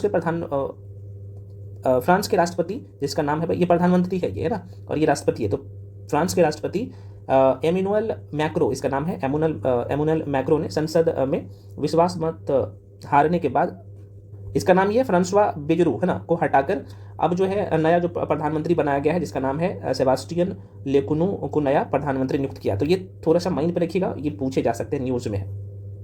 नेपाल में हिंसक प्रदर्शन के बीच प्रधानमंत्री ओली की मैं बात कर लूँ तो ये भाई जाहिर सी बात इस्तीफा दिया और इनके स्थान पे कॉर्की को, ना जिसे कार्की बोल सकते हो, कार्की को नियुक्त किया गया। ठीक है, तो ये देखिएगा। तो देखो 9 सितंबर की बात है, 9 सितंबर 2025 को नेपाल के प्रधानमंत्री केपी शर्मा ओली ने देशव्यापी हिंसक विरोध प्रदर्शन के कारण इस्तीफा दे दिया। और सुशीला कार्की, इसका नाम है बोला, सुशीला कार्की की नियुक्ति देखो 12 सितंबर 2025 को नेपाल के राष्ट्रपति रामचंद्र पौडेल, अभी नेपाल के राष्ट्रपति वही है ना, रामचंद्र पौडेल ने पूर्व मुख्य न्यायाधीश जिसका नाम है सुशीला कार्की को देश की पहली महिला प्रधानमंत्री नियुक्त किया। वेरी वेरी इंपॉर्टेंट है, माइंड में रखिएगा। ब्रिक्स वर्चुअल शिखर सम्मेलन इतना महत्वपूर्ण है कि मत पूछिए। ब्रिक्स वर्चुअल शिखर सम्मेलन मेरे भाई, ये 8 सितंबर 2025 को ब्राजील की पहल पर ब्रिक्स वर्चुअल शिखर सम्मेलन आयोजित हुआ, जिसकी पृष्ठभूमि भारत व ब्राजील पर अमेरिकी द्वारा 50% टैरिफ लगाए जाने की रही। तो उस पर चर्चा हुआ, है ना, जो कि उस पर ब्राजील पे भी लगाया गया है 50% का टैरिफ। 50% का टैरिफ क्या है अभी मैं कुछ देर पहले बता दिया हूँ, मैं पुनः करा उसे प्रिंट आउट करवा के एक बार सर से निगाहों से देख लीजिएगा, मात्र 10 पन्ना का ये होगा, है ना, पूरा मंथ का। तो कर लीजिएगा अगर एग्जाम में सिलेक्शन लेना है तो। बाकी अभी आप लोगों का है ना डिमांड की सर मास्टर वीडियो एक दे दीजिए जिसमें करंट अफेयर्स की पॉइंट सिर्फ रहेगा, तो वो भी बहुत ज़्यादा आपको उसका पीडीएफ भी मिल जाएगा और उसका वीडियो भी मिल जाएगा। वो 2 से 2.5 घंटा का वीडियो रहेगा और जो कि पूरे 12 महीने में करवा दूंगा। प्रमुख सैन्य अभ्यास फलना चिलना वो रहेगा ना, हम लोग डिटेल में तो कर ही रहे, लास्ट में वो भी करवा दूंगा, मतलब कि उस पर काम चल रहा है, तो वो भी आपका सारे फैक्ट्स भी कवर हो जाएगा। ठीक है, अगला क्वेश्चन है भाई, भारत ईरान रणनीतिक वार्ता चाबहार बंदरगाह और क्षेत्रीय सहयोग पर बल दिया। देखो बहुत इंपॉर्टेंट ये क्वेश्चन है। देखो भारत के राष्ट्रीय सुरक्षा सलाहकार जिसका नाम है आप सबको पता ही है, सभी लोग जानते हो, अजीत डोभाल ने ईरानी समकक्ष अली अकबर अहमदियन से फोन पर चाबहार बंदरगाह परियोजना और क्षेत्रीय सहयोग पर चर्चा किया। तो वेरी वेरी इंपॉर्टेंट है, ठीक है ना, कि भारत और ईरान के बीच में ये हुआ है। किसके बीच में? भारत और ईरान के बीच में। तो आशा करते फ्रेंड्स आपको सारी चीज़ें समझ में आ गया होगा। मैं बार बार करूँ, मल्टीपल नेम देखिएगा, आपके माइंड में सब सेट हो जाएगा। चलिए अगला सेक्शन हम लोग का है विज्ञान एवं प्रौद्योगिकी, उसके सारे क्वेश्चंस को करते हैं।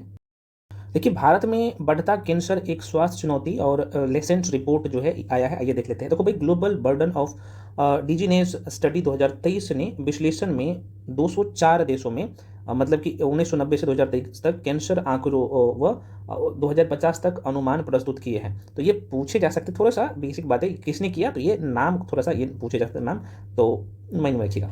विश्व का पहला एआई निर्मित कार्यशील वायरल जीनोम इतना महत्वपूर्ण है कि मत पूछिए, थोड़ा सा माइंड में रखिए। तो देखो भाई 21 सितंबर 2025 को स्टैनफोर्ड व आर्क संस्था के शोधकर्ताओं ने विश्व का पहला पूर्णतः एआई निर्मित वायरल जीनोम तैयार किया जो कि बैक्टीरिया को संक्रमित व नष्ट कर सकता है। ठीक है ना, तो बैक्टीरिया को संक्रमित कौन सा जीनोम है, तो आप वायरल जीनोम। ठीक है ना, जीनोम भाई देखो क्या होता है, तो भाई यह किसी भी या फिर किसी जीव को किसी भी जीव की कोशिका में उपस्थित डीएनए का पूर्ण सेट होता है जीनोम। ठीक है ना, जिसमें विकास व कार्य हेतु आवश्यक सभी सूचनाएं होती है। तो जीनोम भी आपने देख लिया। अगला है भाई CAG द्वारा एआई सक्षम लेखा परीक्षण प्रणाली की शुरुआत किया। देखो भाई, भारत के नियंत्रण एवं महालेखा परीक्षक ने सार्वजनिक लेखा परीक्षण में दक्षता व स्थिरता हेतु एआई सक्षम लार्ज लैंग्वेज मॉडल, जिसे शॉर्ट फॉर्म में LL कहते हैं, प्रणाली लागू करने की घोषणा किया। तो किसने किया, केग ने किया। गगनयान हेतु अंतरिक्ष सरीखे पृथ्वी आधारित प्रयोग।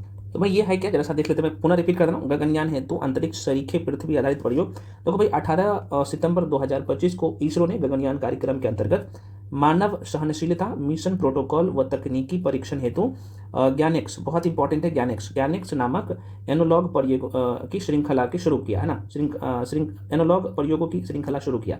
किसने किया, तो आपने देख लिया।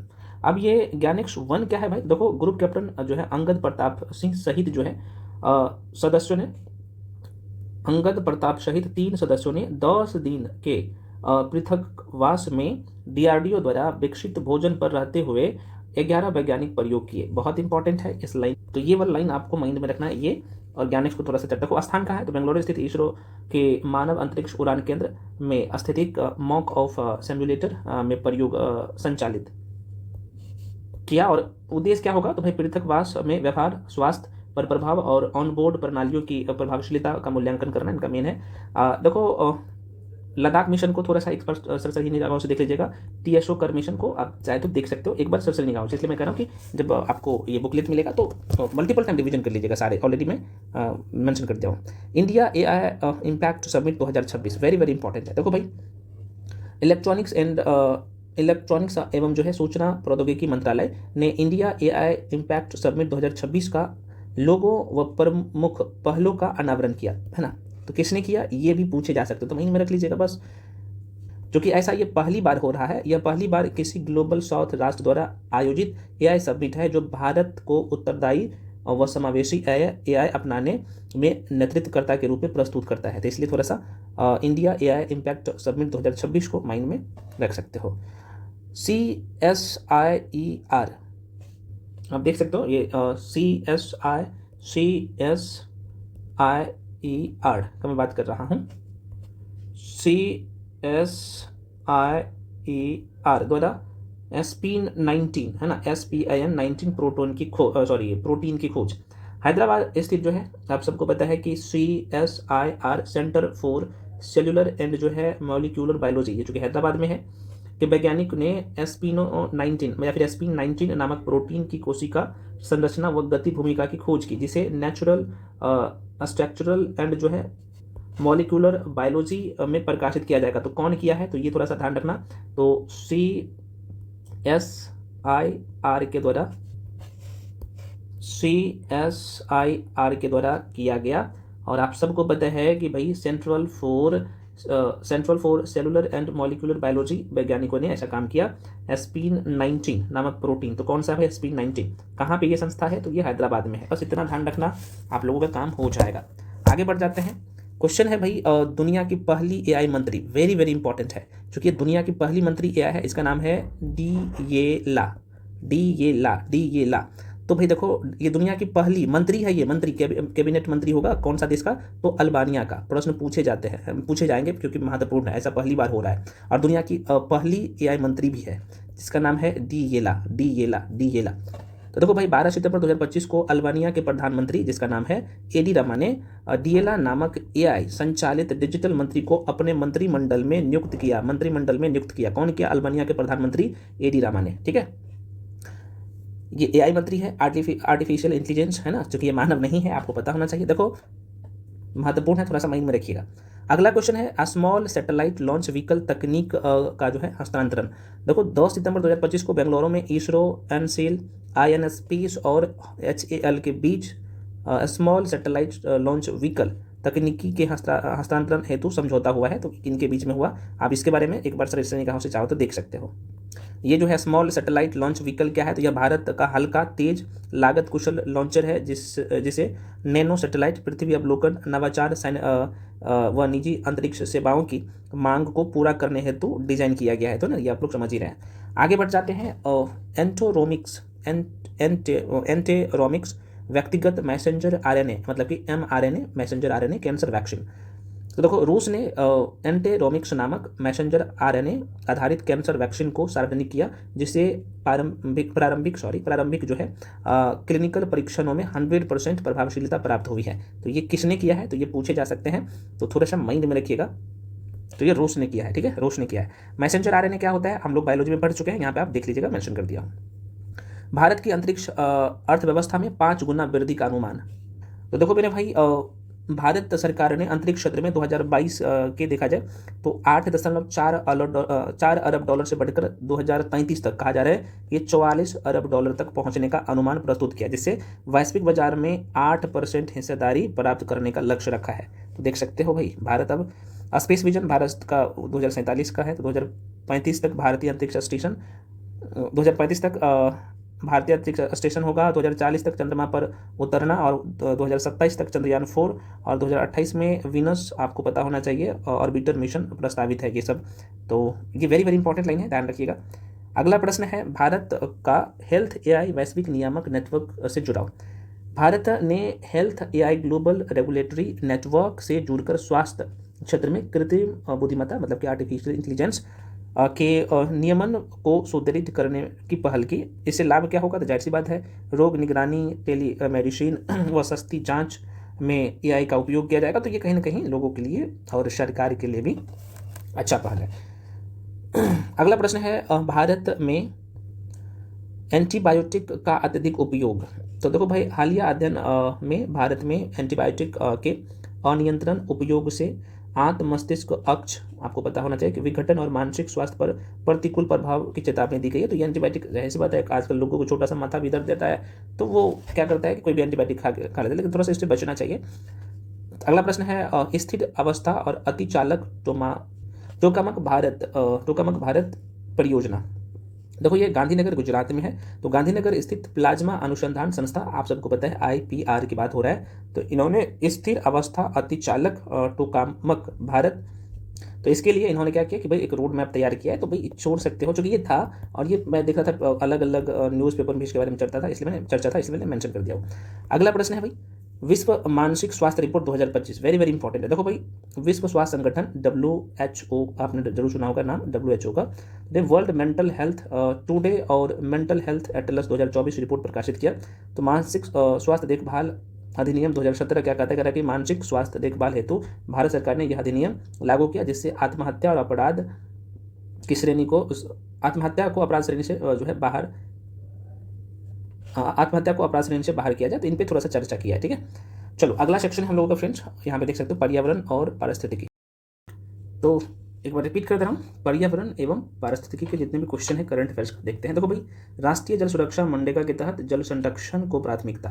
भारत सरकार ने राष्ट्रीय जल सुरक्षा पहल प्रारंभ की, जिसके अंतर्गत मनरेगा में जल संरक्षण कार्य होते न्यूनतम व्यय अनिवार्य किया गया। उद्देश्य क्या है, तो जाहिर सी बात है, जल पुनर्भरण, ग्रामीण रोजगार, महिला सशक्तिकरण, जलवायु अनुकूलन और राष्ट्रीय जल मिशनों के साथ समन्वय बनाना है। नेक्स्ट है, ऊर्जा और कृत्रिम बुद्धिमत्ता के बीच बढ़ता वैश्विक संबंध। ये तो कुछ दिन पहले मैंने आपको बताया था इसके बारे में। तो अंतर्राष्ट्रीय ऊर्जा एजेंसी की 2024 की रिपोर्ट में वैश्विक स्तर पर ऊर्जा और कृत्रिम बुद्धिमत्ता AI के बीच बढ़ते संबंधों को रेखांकित किया गया है। अगला है, भारत के अद्यतन NDC लक्ष्य क्या है भाई। देखो, भारत ने घोषणा की कि वह ब्राजील में नवंबर में आयोजित होने वाली COP, बहुत इंपॉर्टेंट है ये, एक छोटा सा प्रश्न यहाँ से पूछे जा सकते हैं कि COP 30 सम्मेलन का आरंभ कहाँ पे होगा, तो ये ध्यान रखना, ब्राजील है ना। तो सम्मेलन के आरंभ तक अपने अद्यतन राष्ट्रीय निर्धारण योगदान प्रस्तुत करेगा, है ना। और राष्ट्रीय निर्धारण योगदान भाई थोड़ा सा देख लो, तो ये पेरिस समझौता के तहत प्रत्येक देश द्वारा प्रस्तुत जलवायु लक्ष्य होते हैं, जिनका उद्देश्य वैश्विक तापमान वृद्धि को पूर्व औद्योगिक स्तर से कितना, तो अधिकतम 2 डिग्री सेल्सियस तक सीमित रखना होता है, ठीक है। प्रदूषित नदी खंडों की जो स्थिति और सीबी की जल गुणवत्ता रिपोर्ट 2023 आया है, आप देख सकते हो। तो इसमें महाराष्ट्र जो है नंबर 1 पे है, आप देख सकते हो। तो देखो भाई, केंद्रीय प्रदूषण नियंत्रण बोर्ड ने अपनी द्विवार्षिक नदी स्वास्थ्य रिपोर्ट जारी की, जिसमें 2023 में स्नान हेतु अनुपयुक्त नदी स्थलों की संख्या 807 दर्ज की गई है, जो कि 2022 में 815 था, है ना, 815 था। महाराष्ट्र में सर्वाधिक आप देख सकते हो, उसके बाद केरल में, महाराष्ट्र में 54 है, केरल में 31 और मणिपुर में आप देख सकते हो ये है। तो महाराष्ट्र थोड़ा सा माइंड में रख लीजिएगा। संयुक्त राष्ट्र उच्च समुद्री संधि, संयुक्त राष्ट्र की राष्ट्रीय अधिकार क्षेत्र के परे के समुद्री जैव विविधता संधि को मोरक्को व सियरा लियोन द्वारा अनुमोदन के साथ 60 अनुमोदकों या फिर अनुमोदनों की सीमा प्राप्त हुई, जिससे यह जनवरी 2026 में प्रभावी होने की दिशा में अग्रसर हुई। तो आप इसके बारे में चाहे तो थोड़ा सा देख लीजिएगा, भारत की भूमिका थोड़ा सा देख लो, ये महत्वपूर्ण हो जाता है। तो देखो, भारत जुलाई 2024 में भारत की केंद्रीय मंत्रिमंडल द्वारा संधि पर हस्ताक्षर की और स्वीकृति EEZ से पड़े रणनीतिक उपस्थित व SDG 14 के प्रति प्रतिबद्धता हुई, है ना। क्लीन प्लांट कार्यक्रम भारत में रोग मुक्त ये फल वर्धन हेतु नवाचार, ये क्या कहता है भाई, कृषि और किसान कल्याण मंत्रालय ने AI विकास बैंक के सहयोग से क्लीन प्लांट कार्यक्रम को क्रियान्वयन स्तर पर आगे बढ़ाया। और देखो, इसमें होगा क्या कि नर्सरी जो भी नर्सरी होगा, तो जिसमें नर्सरी प्रमाणन प्रशिक्षण, फसल विशिष्ट निदान प्रोटोकॉल व वित्तीय दिशा निर्देश शामिल है। इसमें प्रकाश प्रदूषण से जैव विविधता पर प्रभाव, है ना। तो देखो भाई, अभी हाल ही में आपको पता है कि ये प्रकाशित एक वैश्विक अध्ययन के अनुसार रात में कृत्रिम प्रकाश पक्षियों के व्यवहार को प्रभावित कर रहा है, जिससे कई प्रजातियां सूर्यास्त के बाद 1 घंटे तक सक्रिय रहता है। ठीक है, आप देख सकते हो। प्रकाश प्रदूषण क्या होता है, तो कह रहा है कि यह पर्यावरणीय प्रदूषण का एक रूप है, जिसमें कृत्रिम प्रकाश प्राकृतिक अंधकार को बाधित रखता है और इस प्रदूषण से निशाचर जीवों की गतिविधियां, प्रवासन, प्रजनन व भोजन चक्र इस प्रदूषण से प्रभावित होते हैं। तो आप थोड़ा सा देख लीजिए, प्रकाश प्रदूषण किसको प्रभावित करते हैं। हालांकि ये UPSC सबके एग्जाम में इस टाइप का क्वेश्चन पूछा जाता है, लेकिन चूंकि अब कहीं ना कहीं BPSC भी डाल दे रहा है क्वेश्चन, तो क्या कर सकते हो, नहीं छोड़ सकते हो। भारत की पहली राष्ट्रीय भूतापीय ऊर्जा नीति, तो जाहिर सी बात इसका काम क्या होगा, तो देखो, नवीन एवं जो है नवीकरणीय ऊर्जा मंत्रालय ने भारत की पहली राष्ट्रीय भूतापीय ऊर्जा नीति जारी किया। किसने किया, तो भाई मंत्रालय का नाम पूछ लेगा। उद्देश्य क्या है, 2020 तक नेट शून्य उत्सर्जन, 20 नहीं होगा 30 होगा भाई, 2030 नहीं होगा, जिसका उद्देश्य है 2070 होगा, है ना। ये 70 कर लीजिएगा फ्रेंड्स, इसे मैं सही कर दूंगा, ठीक है ना। 2070 है, जिसका उद्देश्य है कि भाई 2070 तक, है ना, जिसका उद्देश्य है 2070 तक नेट शून्य उत्सर्जन प्राप्त करना है। तो भाई भारत की पहली राष्ट्रीय भूतापीय ऊर्जा नीति का क्या लक्ष्य है, आपने देख लिया। उद्देश्य है कहते हैं कि ऊर्जा सुरक्षा, ग्रीन हाउस गैस उत्सर्जन में कमी, सतत विकास को बढ़ावा देना इनका है। आगे बढ़ जाते हैं। यूनेस्को की अस्थायी सूची में भारत का 7 प्राकृतिक विरासत है। देखो, महाराष्ट्र का है, कर्नाटक, मेघालय, नागालैंड, आंध्र प्रदेश, ये थोड़ा सा देख लीजिएगा, इनका स्थल का नाम मेंशन कर दिया। अगला क्वेश्चन है, आप देख सकते हो, ऑफशोर्स एक्वीफर, समुद्री मीठे जल स्रोत की खोज। देखो, वैज्ञानिकों ने अटलांटिक महासागर के नीचे न्यू जर्सी से मेन तक फैले विशाल ऑफशोर मीठे जल एक्वीफर की पुष्टि की, जो समुद्री जल के नीचे भूमिगत जल की पहली वैश्विक ड्रिलिंग पहल है। नेक्स्ट है, खनिज अन्वेषण हेतु वन भूमि पर ड्रिलिंग में छूट। तो देखो, पर्यावरण मंत्रालय की पहल होगा। तो पर्यावरण मंत्रालय की वन सलाहकार समिति ने वन क्षेत्रों में खनिज अन्वेषण हेतु ड्रिलिंग छूट को विस्तारित करने की मंजूरी दी। महत्वपूर्ण खनिज पुनर्चक्रण योजना, तो देखो भाई, ये प्रधानमंत्री की अध्यक्षता में केंद्रीय मंत्रिमंडल ने 1500 करोड़ की योजना की मंजूरी दिया। उद्देश्य क्या है, तो द्वितीयक स्रोतों से महत्वपूर्ण खनिजों के पृथक्करण उत्पादन हेतु पुनर्चक्रण क्षमता का विकास करना, है ना। अवधि आप देख सकते हो, तो 25-26 है, 25-26 से 30-31 तक 6 वर्षों की अवधि है इसका। महत्वपूर्ण खनिज क्या है भाई, बहुत इंपॉर्टेंट है, वेरी वेरी इंपॉर्टेंट। भारत ने 30 खनिजों को महत्वपूर्ण श्रेणी में रखा, जिसमें लिथियम महत्वपूर्ण है, कोबाल्ट हो गया, टंगस्टन हो गया, टाइटेनियम हो गया, वेनाडियम हो गया, ये सब शामिल है, तो ध्यान रखिएगा। इसका उपयोग आप सबको पता है, ये जो खनिज है बैटरियों में, सौर पैनलों में, रक्षा उपकरणों में, चिकित्सा उपकरण में, इलेक्ट्रॉनिक्स के उपकरण है उसमें काम आता है। तो ये थोड़ा सा महत्वपूर्ण खनिज पुनर्चक्रण का जो लक्ष्य रखा गया, कितने निवेश कर रहा है, प्रधानमंत्री की अध्यक्षता में ये हो रहा है ना, 6 वर्ष का समय है अवधि, थोड़ा सा माइंड में रखिएगा। पर्यावरण ऑडिट नियम 2025, देखो पर्यावरण वन और जलवायु परिवर्तन मंत्रालय ने पर्यावरण ऑडिट नियम 2025 अधिसूचित किए, जो पर्यावरणीय अनुपालन निगरानी को सुदृढ़ करने हेतु एक प्रमुख आधार है।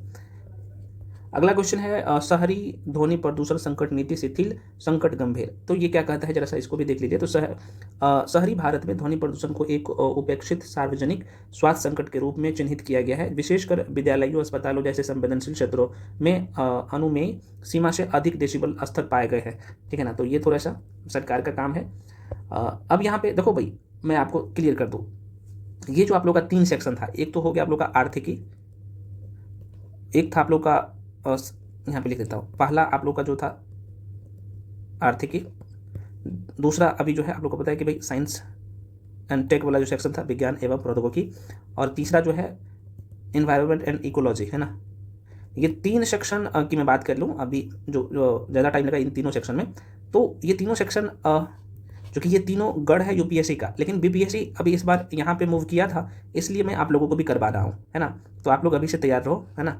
72 बीपीएससी वाले भी और एईडीओ वाले भी या दरोगा वाले भी, क्या है, थोड़ा सा आधा घंटा एक्स्ट्रा टाइम दे दीजिए, पढ़ लीजिए।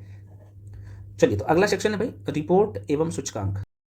देखो भाई, रिपोर्ट एवं सूचकांक में देखा जाए तो अभी जो है 2025 में 18वां वैश्विक नवाचार सूचकांक जारी किया गया है।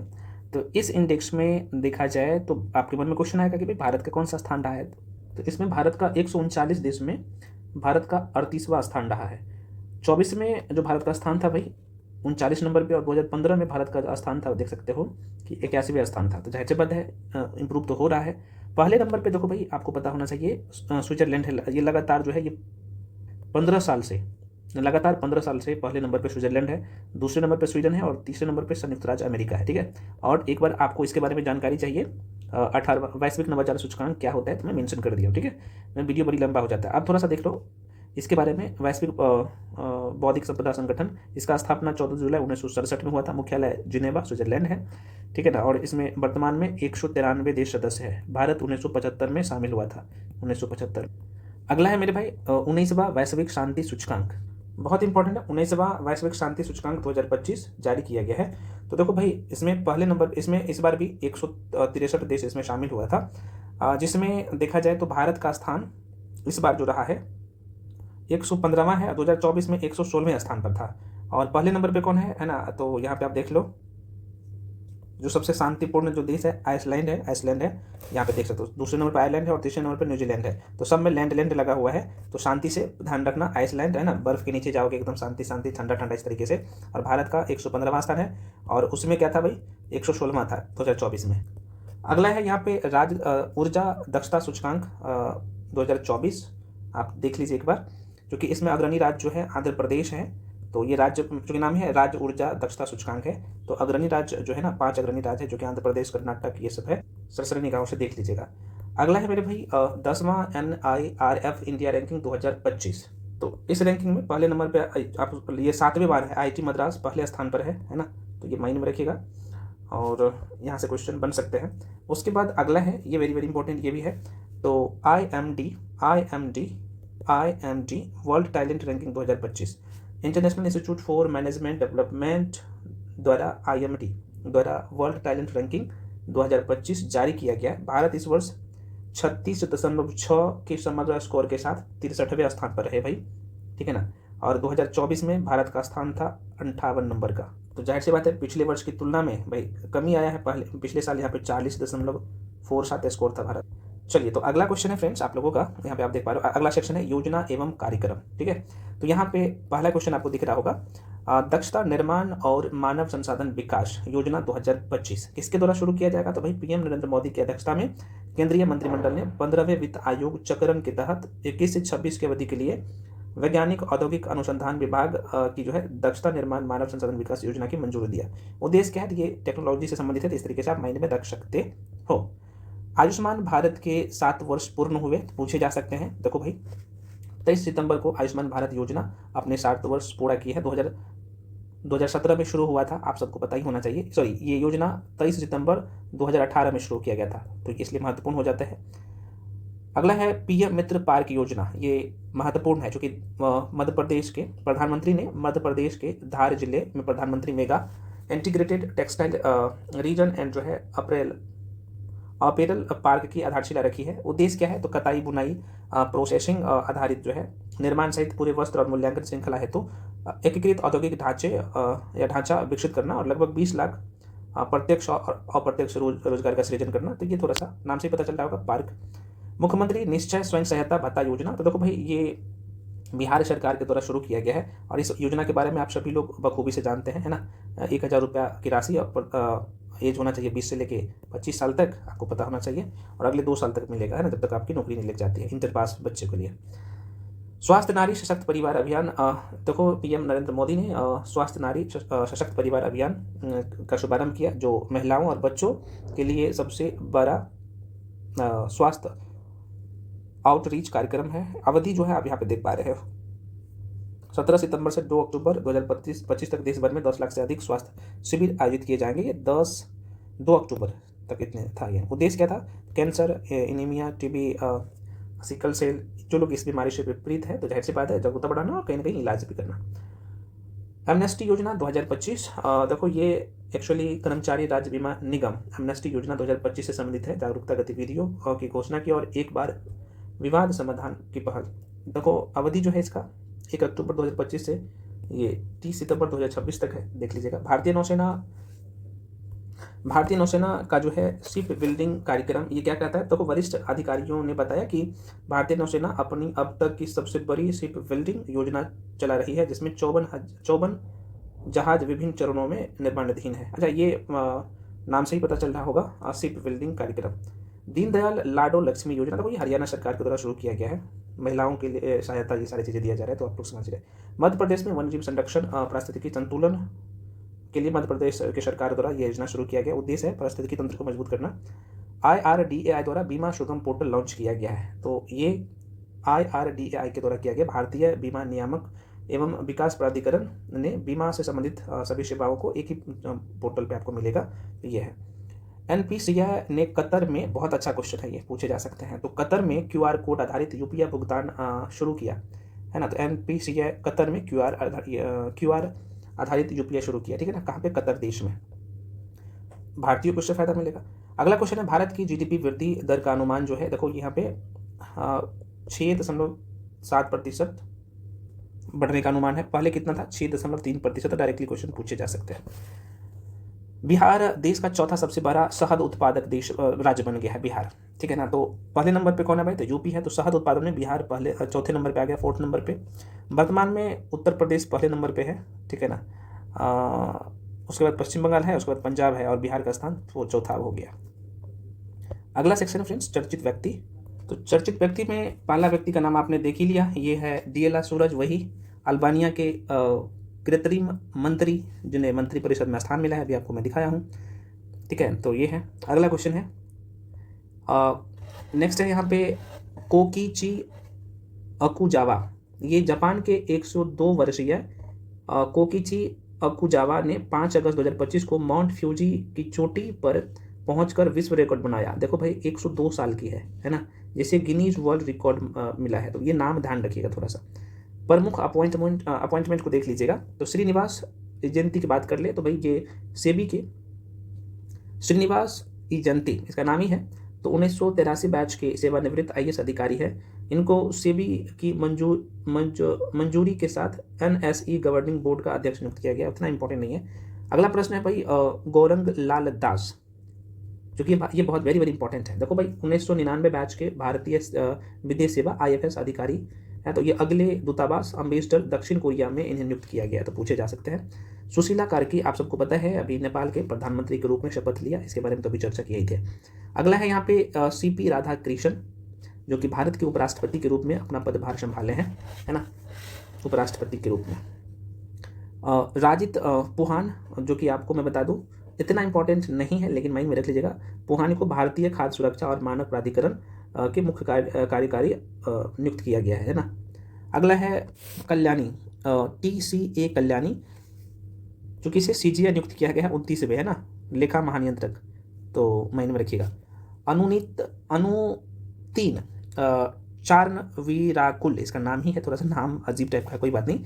तो ये थाईलैंड के नए प्रधानमंत्री नियुक्त किए गए हैं। मोहम्मद सिराज ब्रांड एम्बेसडर बनाए गए हैं। तो भाई स्पोर्ट्स ब्रांड स्केचर्स ने किसने, तो स्पोर्ट्स ब्रांड स्केचर्स ने अपना नया ब्रांड एम्बेसडर इसे बनाया है। डेविड लेमी की बात कर ले, ये थोड़ा सा माइंड में रखिएगा, क्योंकि ब्रिटेन के प्रधानमंत्री कीर स्टामर के मंत्रिमंडल फेरबदल के बाद डेविड लेमी को देश के उप प्रधानमंत्री नियुक्त किया गया है ना, ब्रिटेन का। आलिया भट्ट सबको पता है अभी, तो इन्होंने लिवाइस का जो है ब्रांड एम्बेसडर इन्हें नियुक्त किया गया, लिवाइस का।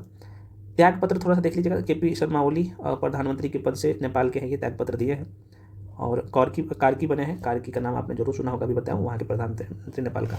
अगला सेक्शन है पुरस्कार एवं सम्मान। देखो वेरी वेरी इंपॉर्टेंट है, दादा साहब फाल्के पुरस्कार 2023 जो दिया गया है, कैसे दिया गया है ना, ध्यान रखिएगा। देखो मलयालम सुपरस्टार मोहन लाल को दादा साहब फाल्के पुरस्कार, मोहन लाल को दादा साहब फाल्के पुरस्कार 2023 से सम्मानित किया गया, जो भारतीय सिनेमा का सर्वोच्च सम्मान है।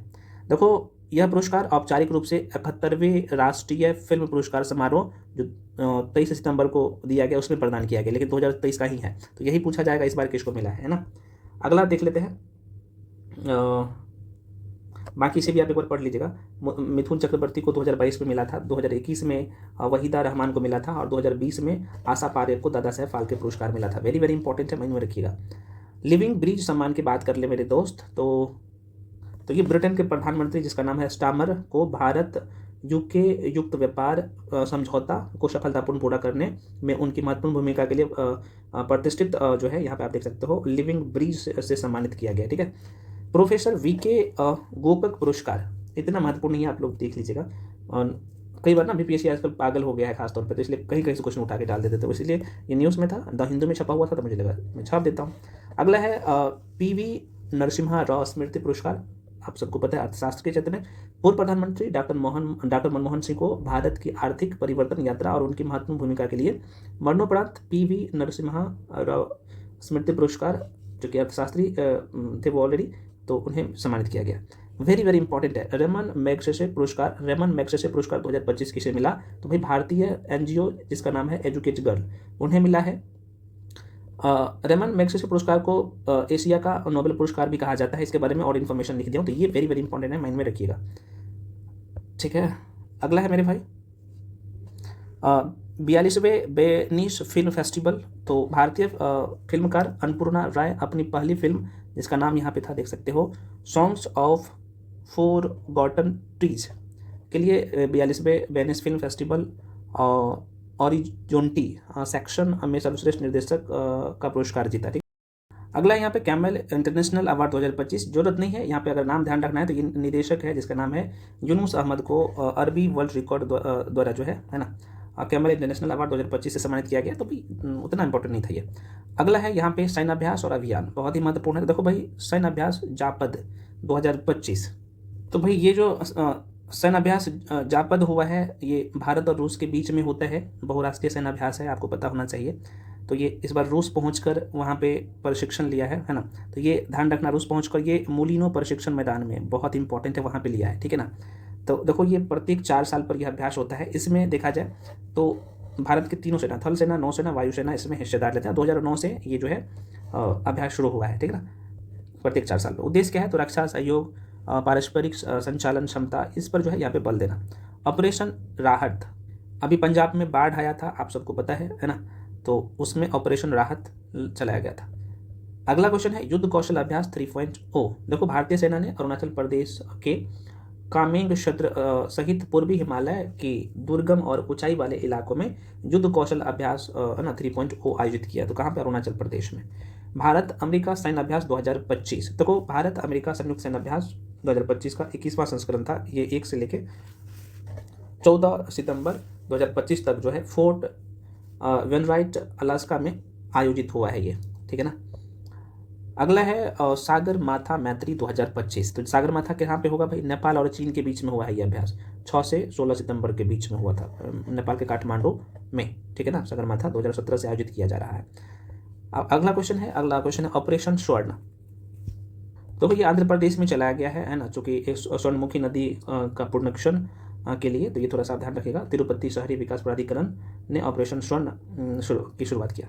अब यहाँ पे चर्चित स्थल को थोड़ा सा देख लीजिएगा। यहाँ पे खुर्जा की बात करें तो उत्तर प्रदेश का खुर्जा में दुनिया का पहला पूरी तरह से सिरेमिक कचरे से बना पार्क है ये, और ये अनोखी दुनिया स्थापित किया गया है यहाँ पे। तो बेसिक बातें हैं। इंदौर की बात कर ले, जो कि इंदौर ने एक बड़ी उपलब्धि दर्ज करते हुए प्रतिष्ठित CII Indian green building council जिसे IGBC कहते हैं, ग्रीन सिटी प्लेटिनम प्रमाणन प्राप्त किया है। तो आप सबको पता है कि मध्य प्रदेश का पहला शहर बन गया है इंदौर, है ना। बिदारी की बात कर ले तो भाई ये बेंगलुरु में पड़ता है, प्रश्न पूछे जाता है, और ये भारत का पहला और सबसे बड़ा AI संचालित शहर बन गया है। ध्यान रखना, बिदारी पूछे जाता है, जिसका नाम होगा ग्रेटर बेंगलुरु इंटीग्रेटेड, है ना, टाउनशिप इसका नाम होगा, GBIT इसका नाम होगा बिदारी का।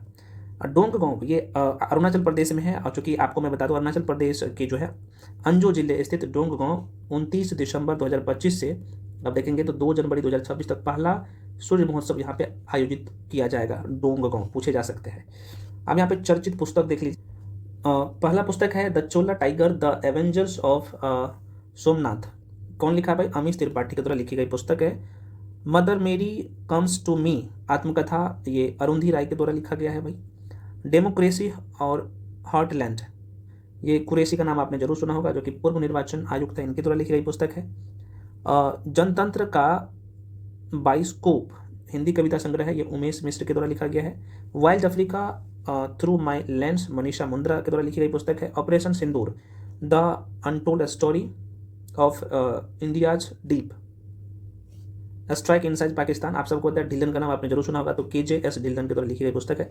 संविधान क्यों मायने रखता है भाई, बहुत इंपॉर्टेंट है, ये जो है न्यायमूर्ति DY चंद्रचूड़ के द्वारा लिखी गई पुस्तक है। थोड़ा सा इसे 2-4 बार प्रैक्टिस कर लीजिएगा। प्रमुख दिवस और थीम को एक बार देख लेते हैं चरसरी निगाहों से। तो भाई आपको पता है 2 सितंबर को विश्व नारियल दिवस मनाया जाता है, और इसका थीम उतना इंपॉर्टेंट नहीं है तो छोड़ सकते हो। 5 सितंबर को राष्ट्रीय शिक्षक दिवस मनाया जाता है। 8 सितंबर को अंतर्राष्ट्रीय साक्षरता दिवस मनाया जाता है। थीम यहाँ पे आप देख लीजिएगा, है ना। उसके बाद यहाँ पे 10 सितंबर, उसके बाद ये 10 सितंबर लगे विश्व आत्महत्या रोकथाम दिवस 2025। इसका इस बार का जो थीम था आत्महत्या पर दृष्टिकोण बदलना। उसके बाद यहाँ पे 11 सितंबर को दिग्विजय दिवस, और 14 सितंबर को हिंदी दिवस, वेरी वेरी इंपॉर्टेंट है, मनाया जाता है, ध्यान रखिएगा। 15 सितंबर को जो है इंजीनियर्स डे, यहाँ पे आप देख सकते हो, इंजीनियरिंग एक्साइलेंस ड्राइविंग इंडिया फॉरवर्ड, इस बार का थीम था। अगला है यहाँ पे आप देख सकते हो कि 16 सितंबर को अंतर्राष्ट्रीय ओजोन परत संरक्षण दिवस, बहुत इंपॉर्टेंट है, माइंड में रखिएगा।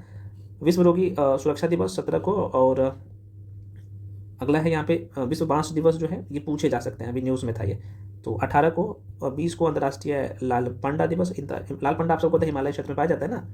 उसके बाद यहाँ पे 21 सितंबर को अंतर्राष्ट्रीय शांति दिवस, बहुत इंपॉर्टेंट है ये, एक शांतिपूर्ण दुनिया के लिए सभी कदम उठाए, इस बार का थीम है, वेरी वेरी इंपॉर्टेंट है, माइंड में रखिएगा। उसके बाद 23 सितंबर को जो है अंतर्राष्ट्रीय सांकेतिक भाषा दिवस मनाया गया है। खेल देख लीजिएगा। देखो भाई आप सबको पता है कि 17 नंबर का एशिया कप हुआ है इस बार, है ना। तो भारत जो है फाइनल जीत हासिल किया है। भारत पाकिस्तान के बीच में फाइनल मैच खेला गया था, भारत ने जीत हासिल किया। आप यहाँ पे देख पा रहे हो भारत ने कब कब यहाँ पे जीता है वो भी मेंशन कर दिया हूँ, ठीक है ना। तो भाई अब देखो, चलो मैं बता ही दूँ क्या, तो ये देख ही लेते हैं। देखो भाई 17वां एशिया कप 2025 पुरुष एशिया कप क्रिकेट टूर्नामेंट 17वां संस्करण 9 से 28 सितंबर 2025 तक कहाँ पे, तो संयुक्त राज्य अमीरात में T20 फॉर्मेट में आयोजित किया गया था। फाइनल और प्रमुख उपलब्धियां देखो, दुबई फाइनल मुकाबला इंटरनेशनल स्टेडियम में ये मैच हुआ है, आपको पता होना चाहिए।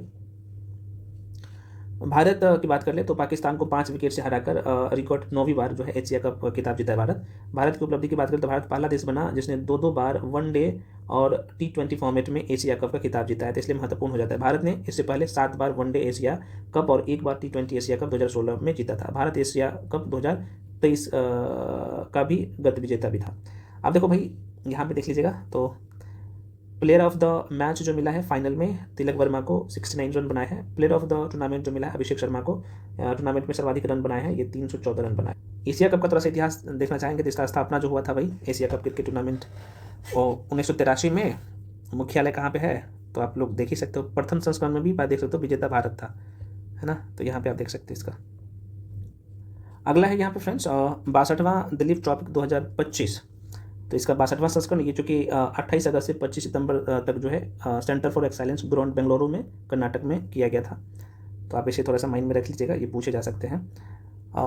इसकी स्थापना शुरुआत हुआ था 1961-62 में, ठीक है ना, दिलीप ट्रॉफी का। निशानेबाजी शूटिंग की बात कर ले तो देखो 16वीं एशियाई निशानेबाज चैंपियनशिप 2025, तो ये 16वां संस्करण था। देखो भाई ये 30 अगस्त तक जो है ये काजाकिस्तान के श्याम केंट में आयोजित किया गया था। और इसमें देखा जाए तो इस चैंपियन में 27 देशों का 748 से अधिक एथलेटिक्स ने भाग लिया। भारत दल सबसे बड़ा था, देख सकते हो भाई 182, 748 में 182 एथलेटिक्स भारत का ही था, देख सकते हो निशानेबाज, है ना। इसका स्थापना 1907 में किया गया था भाई। पूर्व नाम आप देख सकते हो यहाँ पे। फुटबॉल को थोड़ा सा देख लीजिए तो 34वां डूरंड कप, कई बार डायरेक्टली प्रश्न बिहार दरोगा में पूछा गया, बिहार के अलग अलग एग्जाम में डूरंड कप किससे संबंधित है, कौन से खेल से, भाई फुटबॉल से संबंधित है ना। डूरंड कप के जो है 134वें संस्करण आयोजन जो है 23 जुलाई से 23 अगस्त तक 6 स्थानों पर हुआ है। तो पहली बार था जब टूर्नामेंट मेजबानी 5 राज्यों में पश्चिम बंगाल, झारखंड, असम, मेघालय, मणिपुर और संयुक्त रूप से की, है ना। विजेता टीम की बात कर ले तो north east United football club ने डायमंड हर्बल एफसी को 6-1 से हराकर डूरंड कप 2025 का खिताब जीता, है ना। तो यहाँ पे आप 2023 वाला आप देख सकते हो डूरंड कप का बारे में, जिसका स्थापना 1888 में हो गया था। मुक्केबाजी को देख लेते हैं। देखो भाई, मुक्केबाजी की बात करें तो विश्व मुक्केबाजी चैंपियनशिप 2025 विश्व मुक्केबाजी चैंपियनशिप 2025 प्रतियोगिता 4 से 14 सितंबर 2025 तक कहाँ पे, इंग्लैंड के लिवरपूल एरिना में खेली गई थी ना, लिवरपूल एरिना में खेली गई थी। इसमें 68 देश के जो है कितना, तो 540 से अधिक मुक्केबाज भाग लिया था। तो भारत को क्या मिला भाई, तो भारत को कुल 4 पदक मिला, जिसमें 2 स्वर्ण, 1 रजत और 1 कांस्य पदक मिला। भारत का पुरुष मुक्केबाज टीम एक भी पदक नहीं जीता, आप देख सकते हो, महिला में ही जीता है भाई। अगला क्वेश्चन है भाई, अच्छा इस बार वाला संस्करण इसलिए महत्वपूर्ण था, इस संस्करण ये जो बोला था इस बार का, इसमें महिला और पुरुष दोनों एक साथ भाग लिया था। शतरंज की बात कर ले भाई, तो इसका आयोजन कहाँ पे हुआ, तो उज्बेकिस्तान में हुआ। उज्बेकिस्तान के समरकंद में 2 से 16 सितंबर 2025 तक किया गया। यह टूर्नामेंट विश्व चैंपियनशिप चक्र के लिए योग्यता का एक महत्वपूर्ण हिस्सा था। तो प्रश्न पूछे जा सकते हैं कि जो इस बार का फीडे ग्रैंड स्विस टूर्नामेंट 2025 जो है वो कहाँ पे आयोजित किया गया था, तो उज्बेकिस्तान के समरकंद में, है ना। तो जीता कौन, देखो भाई यहाँ पे ओपन इवेंट में यहाँ पे डच ग्रैंड मास्टर जिसका नाम था अनीस गिरी ने 6-11 स्कोर के साथ खिताब जीता, है ना। और इन्होंने आखिरी राउंड में जीएम हॉस निमेन को, जो कि अमेरिका के थे, उसको हराया। भारत की मैं थोड़ा सा बात कर लूँ तो भाई कौन है भारत की, यहाँ पे देख लीजिएगा, भारत की महिला ग्रैंड मास्टर वैशाली रमेश बाबू ने 8-11 अंकों के साथ यह किताब अपने नाम किया, देखे ना। तो ये थोड़ा सा ध्यान रख सकते हो, ये वाला लाइन, है ना। इन्होंने अंतिम राउंड में जियम तान जोंगी, है ना, मतलब कि जीएम का मतलब ग्रैंड मास्टर तान जोंगी से ड्रॉ किया। और वैशाली लगातार दूसरी बार यह किताब जीतने वाली पहले खिलाड़ी बन गया वैशाली। वेरी वेरी इंपॉर्टेंट है, माइंड में रखिएगा, ठीक है ना। मीनाक्षी हड्डा स्वर्ण पदक जीता 48 गिरे का, और ये कजाकिस्तान की था। टेनिस टूर्नामेंट को जरा सा देख लीजिएगा, तो भाई टेनिस टूर्नामेंट अभी हुआ है यूएस ओपन, आप सबको पता है टोटल 4 ग्रैंड स्लैम। तो इससे पिछले वाली क्लास में मैं सबके बारे में पढ़ा दिया। तो भाई जो यूएस ओपन हुआ है अभी 7 सितंबर तक आयोजित किया गया, 18 अगस्त से 7 सितंबर तक। इसमें पुरुष एकल किताब जो है माफी चाहता हूँ, पुरुष एकल किताब जो जीता है कार्लोस अल्कराज, जो कि स्पेन के हैं, है ना। जैनिक सिनर जो इटली के थे, उनको हराकर ये जीता है ना। तो ये माइंड में रखिएगा। महिला में आप देख सकते हो आर्याना सबालिंका, जो कि बेलारूस की है, उन्होंने जीता है। उन्होंने किसको हराया है, इन्होंने हराया है अमांडा अनीसिमोवा, जो कि अमेरिका की है, उनको हराया था, ठीक है ना। तो यहाँ पे देख सकते हो। डेविस कप को थोड़ा सा, तो भाई इसका आयोजन ना स्विट्जरलैंड में किया गया। भारतीय टेनिस टीम ने स्विट्जरलैंड को कितना, तो 3-1 से हराकर ऐतिहासिक जीत दर्ज किया डेविस कप में, ठीक है ना। तो ये थोड़ा सा माइंड में रखिएगा। हॉकी की बात कर ले तो भाई ये बहुत ही महत्वपूर्ण है, जो कि बिहार में इसका आयोजन हुआ। देखो पुरुष हॉकी एशिया कप 12वें संस्करण का आयोजन ना कहाँ पे, तो 29 अगस्त से लेकर 7 सितंबर तक बिहार के राजगीर स्पोर्ट्स कॉम्प्लेक्स में इसका जो है आयोजन किया गया। Bihar sports university hockey stadium में किया गया, बहुत महत्वपूर्ण है, ध्यान रखिएगा। अब यहाँ पे देखिएगा, यह पहली बार था जब प्रतियोगिता बिहार में आयोजित किया गया ना। इसे अंतर्राष्ट्रीय हॉकी महासंघ और एशिया हॉकी महासंघ के सहयोग से आयोजित किया गया। विजेता की बात करें तो फाइनल में भारत ने गत चैंपियन दक्षिण कोरिया को 4-1 से हराकर चौथी बार खिताब जीता। इस जीत के साथ भारत ने देखा जाए तो 14 से 30 अगस्त 2026 तक बेल्जियम और नीदरलैंड द्वारा संयुक्त रूप से आयोजित FIH पुरुष हॉकी विश्व कप 2026 के लिए क्वालिफाई किया, देख सकते हो।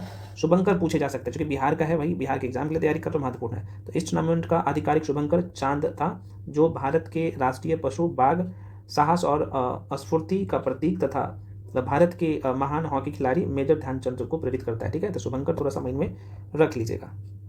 अब देखिए भारत द्वारा ना अब तक जीते गए पुरुष हॉकी एशिया कप का खिताब ना 2003 में पाकिस्तान को हराया था 4-2 से। चेन्नई में जो हुआ था तो फाइनल में दक्षिण कोरिया को 7-2 से हराया था। ये कुआलालंपुर में हुआ था ये वाला, ठीक है ना, 2003 वाला। 17 में ढाका में हुआ था तो फाइनल में मलेशिया को हराया था 2-1 से। और बिहार में जो हुआ 2025 में ये, तो आप फाइनल में दक्षिण कोरिया को 4-1 से हराया, ठीक है। तो वेरी वेरी इंपॉर्टेंट है, माइंड में रखिएगा। अगला क्वेश्चन है फ्रेंड ये बोला कि 11वीं महिला hockey Asia cup 2025, very very important है, माइंड में रखिएगा ये। तो 11वीं महिला हॉकी एशिया कप 2025 ना, ये चूँकि चीन के जोंगहाऊ में 5 से 14 सितंबर 2025 तक आयोजन इसका हुआ है, ठीक है ना। तो फाइनल मुकाबले में पीपुल्स रिपब्लिक ऑफ चाइना, चीन ने भारत को 4-1 से हराकर खिताब जीता है ना, देख सकते हो। यह चीन का तीसरा एशिया कप का खिताब है। इससे पहले वह 1989 और 1909 में विजेता रह चुके हैं चीन, ठीक है। इस टूर्नामेंट में भारत ने रजत और जापान ने कांस्य पदक जीता है, ठीक है, और चाइना ने स्वर्ण पदक जीता है। भारत ने इससे पहले महिला हॉकी एशिया कप का खिताब 2004 और 2017 में जीता है, तो ये भी पूछे जा सकते हैं।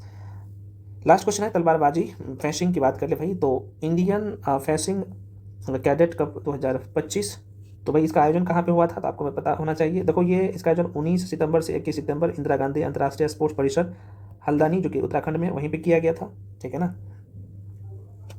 और देखो ये भारत में आयोजित ये पहली अंतर्राष्ट्रीय तलवारबाजी प्रतियोगिता थी, तो ये वेरी वेरी इंपॉर्टेंट है, माइंड में रख लीजिएगा।